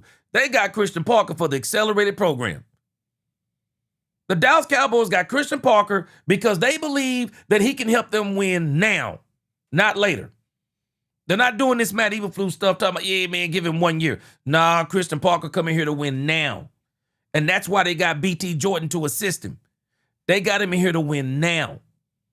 And I think they're gonna win now. I think they're gonna win some of them those single drive games and things of that nature. All right, let's check out our last topic for tonight. I appreciate y'all rocking with me. This is our last topic for the night. Jane Slater on the Dallas Cowboys. Let's hear what old Jane had to say. Man, y'all do know Jane. I told Jane online. I told Jane that Jane is invited to the cookout. Jane was over there on X. I just happened to be going.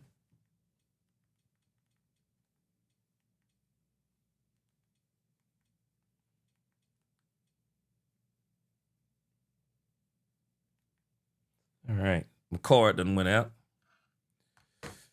I was over there on X and I was looking at something where Eve was doing a desk concert or something. And lo and behold, guess who was over there talking about Eve at the desk concert?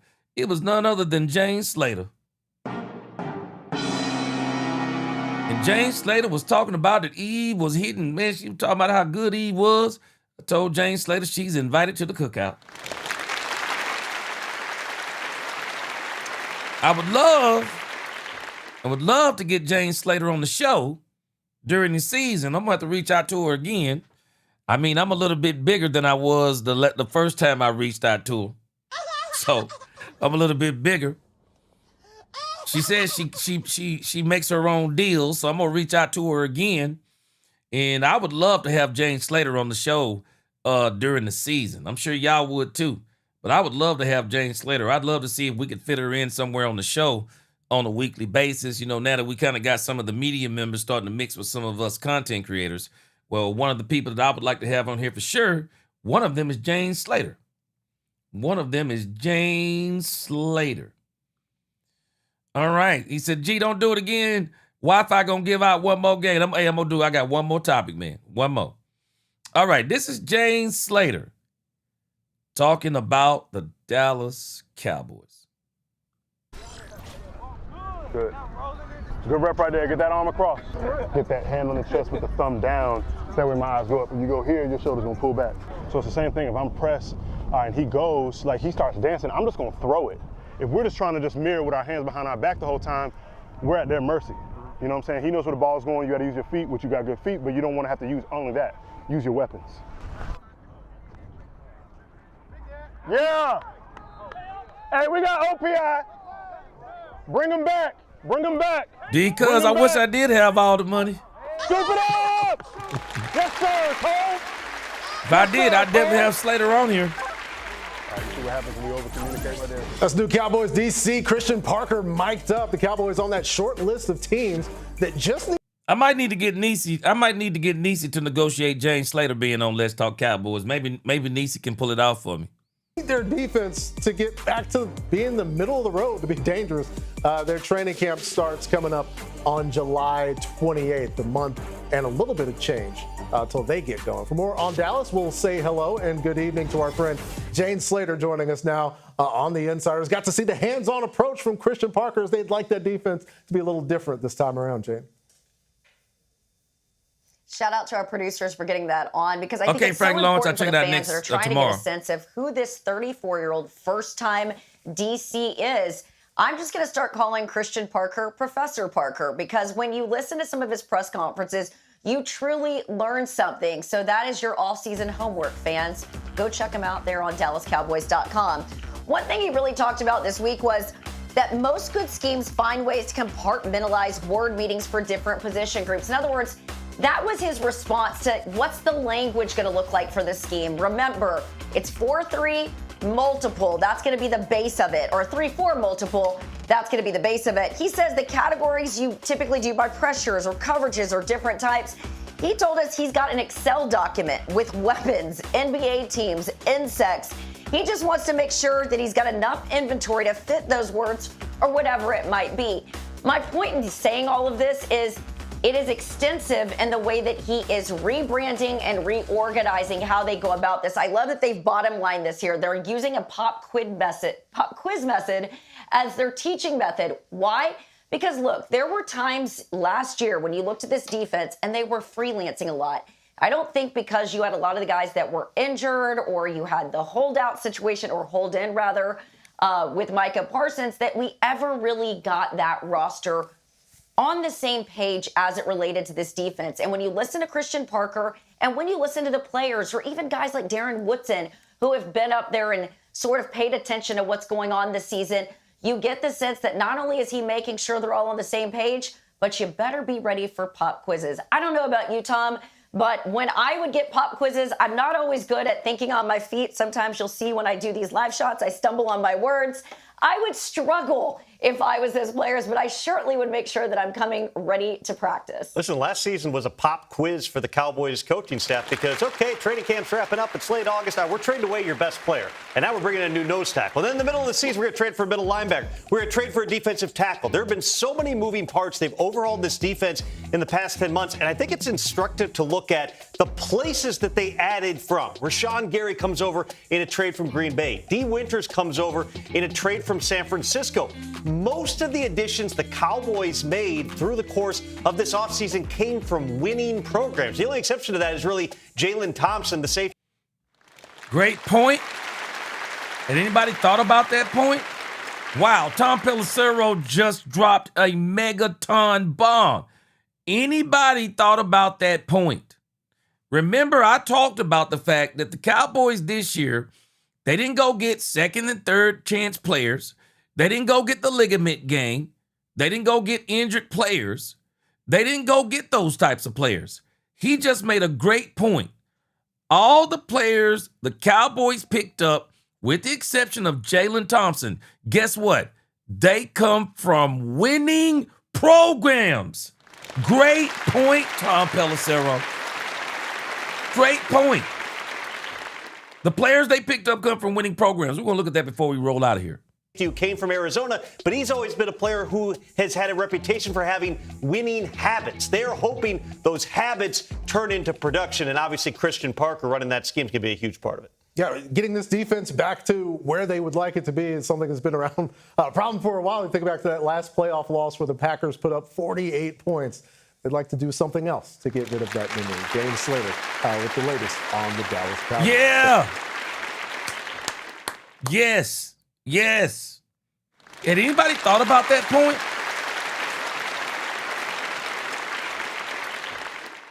The Dallas Cowboys, they went and got players this time from winning programs.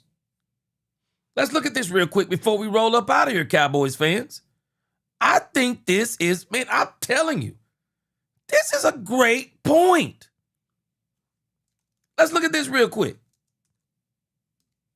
This is a great point. I'm gonna make sure I put this when I clip this off and put it on the put it up later on tomorrow morning. This is a great point. Let's go back and look at this. See if I can remember some of these players the Cowboys have gotten. And I think we'll just kind of go to the defense from this past season. Let's see here. Because the offense really didn't change, so we really didn't add anybody here. But when we go to the defense, Otito Ogbonnia, Los Angeles Chargers, winning program. Kenny Clark, Green Bay, winning program. And we're talking about just last year. Now, Quinnen, not a winning program. But let's just talk about who we got. Otito Ogbonnia, LA Chargers, winning program. Rashan Gary, Green Bay Packers, winning program. D. Winters, San Francisco, winning program. Despite being decimated with injuries, D. Winters stepped up, Mike linebacker, and they were still able to win 12 games and get to what? The second round of the playoffs? Yeah, man, people are underestimating something. This dude, D. Winters, can play. Jalen Thompson, still my favorite free agent of all the free agents. Jalen Thompson, as he said, not from a winning team, winning ways. Kobe Durant came from the Rams, winning team. Jonathan Bullard, New Orleans, not a winning team. PJ Locke, Denver Broncos, one phantom broken foot injury away from going to probably beating the Patriots and going to the Super Bowl. So when you look at these players that the Cowboys have picked up, Darion Kendrick from the Rams, winning team. When you look at these players the Cowboys have all picked up, these are not second chance players. These are players that came from winning programs. Didn't think about that. These are players from winning programs. Winning programs. We got some players, man. If Christian Parker and BT Jordan, Marcus Dixon, and the rest of these guys can get this defense to come together, we're going to be on to something. And yep, we got to see it on the field. But as I keep telling y'all, I'm not concerned about the field. I think if you get the classroom work, if you get the brain work accomplished, the field comes natural because these players have been playing football all their life. If they get the right direction, they buy into the system, because somebody said it down here in the chat. Man, the system is what I'm excited about. Christian Parker is about to bring the Dallas Cowboys into the present. He's about to bring the Dallas Cowboys into the present. Christian Parker is going to make this offense better, because we'll be going against a modern defense all throughout the season. Our offense is going to be better. And I think our defense, they will get it together sooner than later. I think they're going to be nice. D. Cuz Worley, he said top 5 run defense, man. If they do that, shoot. Woo, woo, woo, woo. Man. I'm excited about the Cowboys, man. I am excited about the Cowboys. Y'all don't have to be. But it's going to be hard not to be being over here. It's going to be hard not to be being over here. I'm excited about the Cowboys. And I want everybody to be excited about the Cowboys. As I'm watching what this team is doing, I cannot communicate to you enough how ecstatic I am about the Dallas Cowboys. This team is on to something. And y'all stay tuned. I don't think this team is done. I'm not worried about no C+ that the ESPN is giving the Dallas Cowboys. And the reason why I'm not worried about no C+, because the Cowboys are not done. I don't think they're done. July 15th, I done told y'all already, expect anything. That's all I'm telling you. Expect anything. Expect anything from the Dallas Cowboys come July the 15th. Who knows what the Dallas Cowboys are going to do? Man, Dallas Cowboys may very well wind up making 2 or 3 more trades, bringing in another couple of players that nobody expected them to bring in. And I believe whatever they bring in, it's going to be to improve this defense. I'm telling you right now, they're focused on this defense. And if they see this defense ain't it, they're going to do whatever they have to do to make sure this defense is going to be on point. Man, I am so excited. I appreciate y'all hanging with me, rocking with me. Love all y'all. And surely y'all love me too, because y'all keep coming back. I appreciate all of you. Until the next time, DC4L, God bless. Best chat on YouTube. Let's talk Cowboys, we talk facts. Peace.